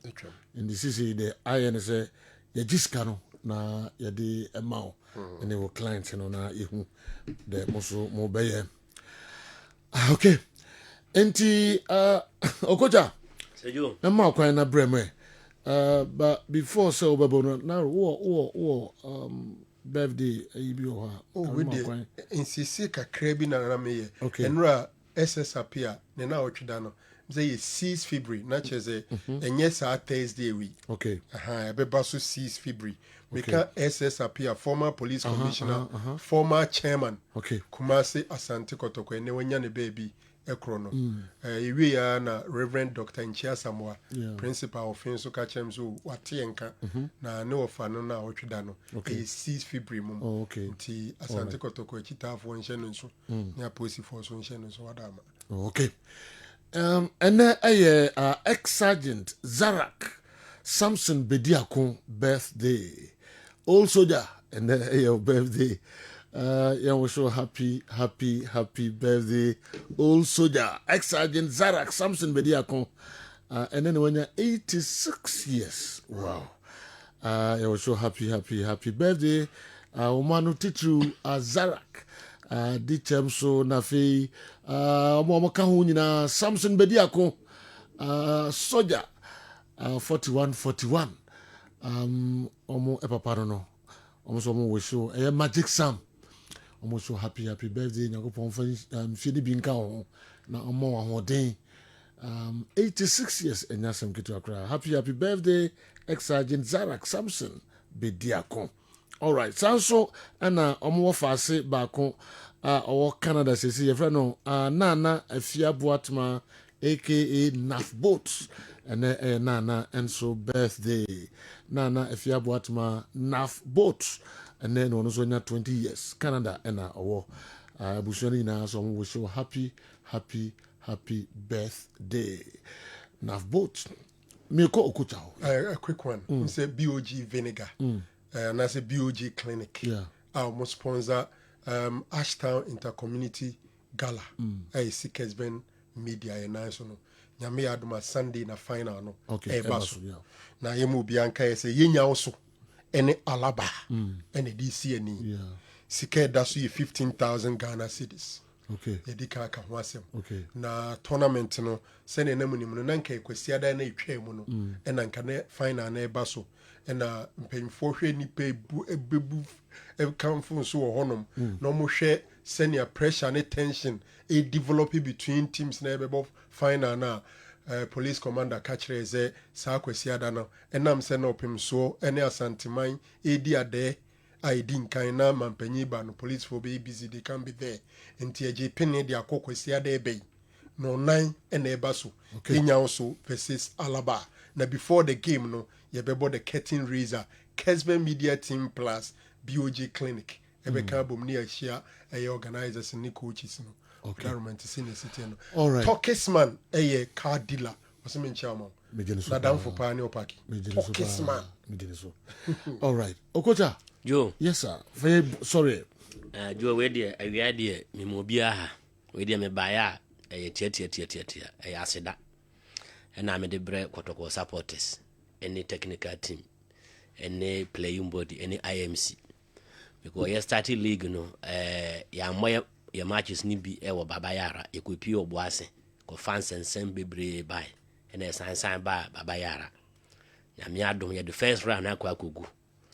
Baby, I had done that third with 31 points. It will be biase.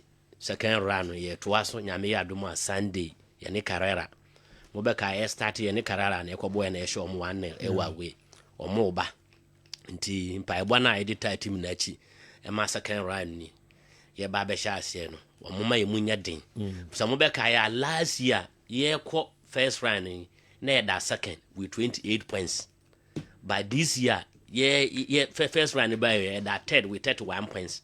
We share would compare last season, your points in equal anymore, but your position a watch. First last year, no, your points no nifsa, but not your placement and as a position in a anymore. But when I bite your points and so aqua anymore. To say, I had 10 number. Into your started Sunday, Miss Rekotoko supporters. There be a most team yet. Yeah, your friend say players no ya ko first second division and first division into Mumma Stadium. This year the yanko hobium technical team na anko o makwa ben wa ha o mo hye enso ye ko stadium na akwa bibi e ho na no wo hwe what was the last time I do Kotoko start ya first half ya she 4 goals as a 2013 ho baby na as ABC if I'm right 2013 ho baby yenya bi a che first half na she 4 TS3 Sunday there. Yes, Remu, but you be a shebia, Mumra, na Mumbasha Quaya, Yade, Carala for so bad then, ebe faso okay omo de ahwe ya first half no krampo no ye be share be 6 the stress supporters 20 30 70 umra na mo support team na so ebre ye players na winning bonus any gate fee no umra na mo yi kakra fan support team emre aso na kotokofo na de ba mo se omo kai so omo okosra President John Dramani Mahama na ye kotoko ni Brekum Chelsea and President Kase na yirin free Brekum no free ho okay enti ono ye kotoko fan right ba na kuma ne ade di bia na yire ewo bibisa enti ono ye ne play tire kotoko supporters say omo ko na ho no say oye kotoko fan video no minya I remember very well. And because he was linked with the wife. Yes. Intina and so and almost na FA Cup game kotoko any Chelsea finals and Okasa. All right. Yeah, better must and then so yeah Buonim senior high technical school PE tutor no birthday. Inti young wish you so happy birthday. Buonim and the Buonim. No what TV no so no. Buonim say when are we free and came free na and came no school. My fa jamasi akopie ho e akopie ayi All right, breaking news up next. 4 p.m.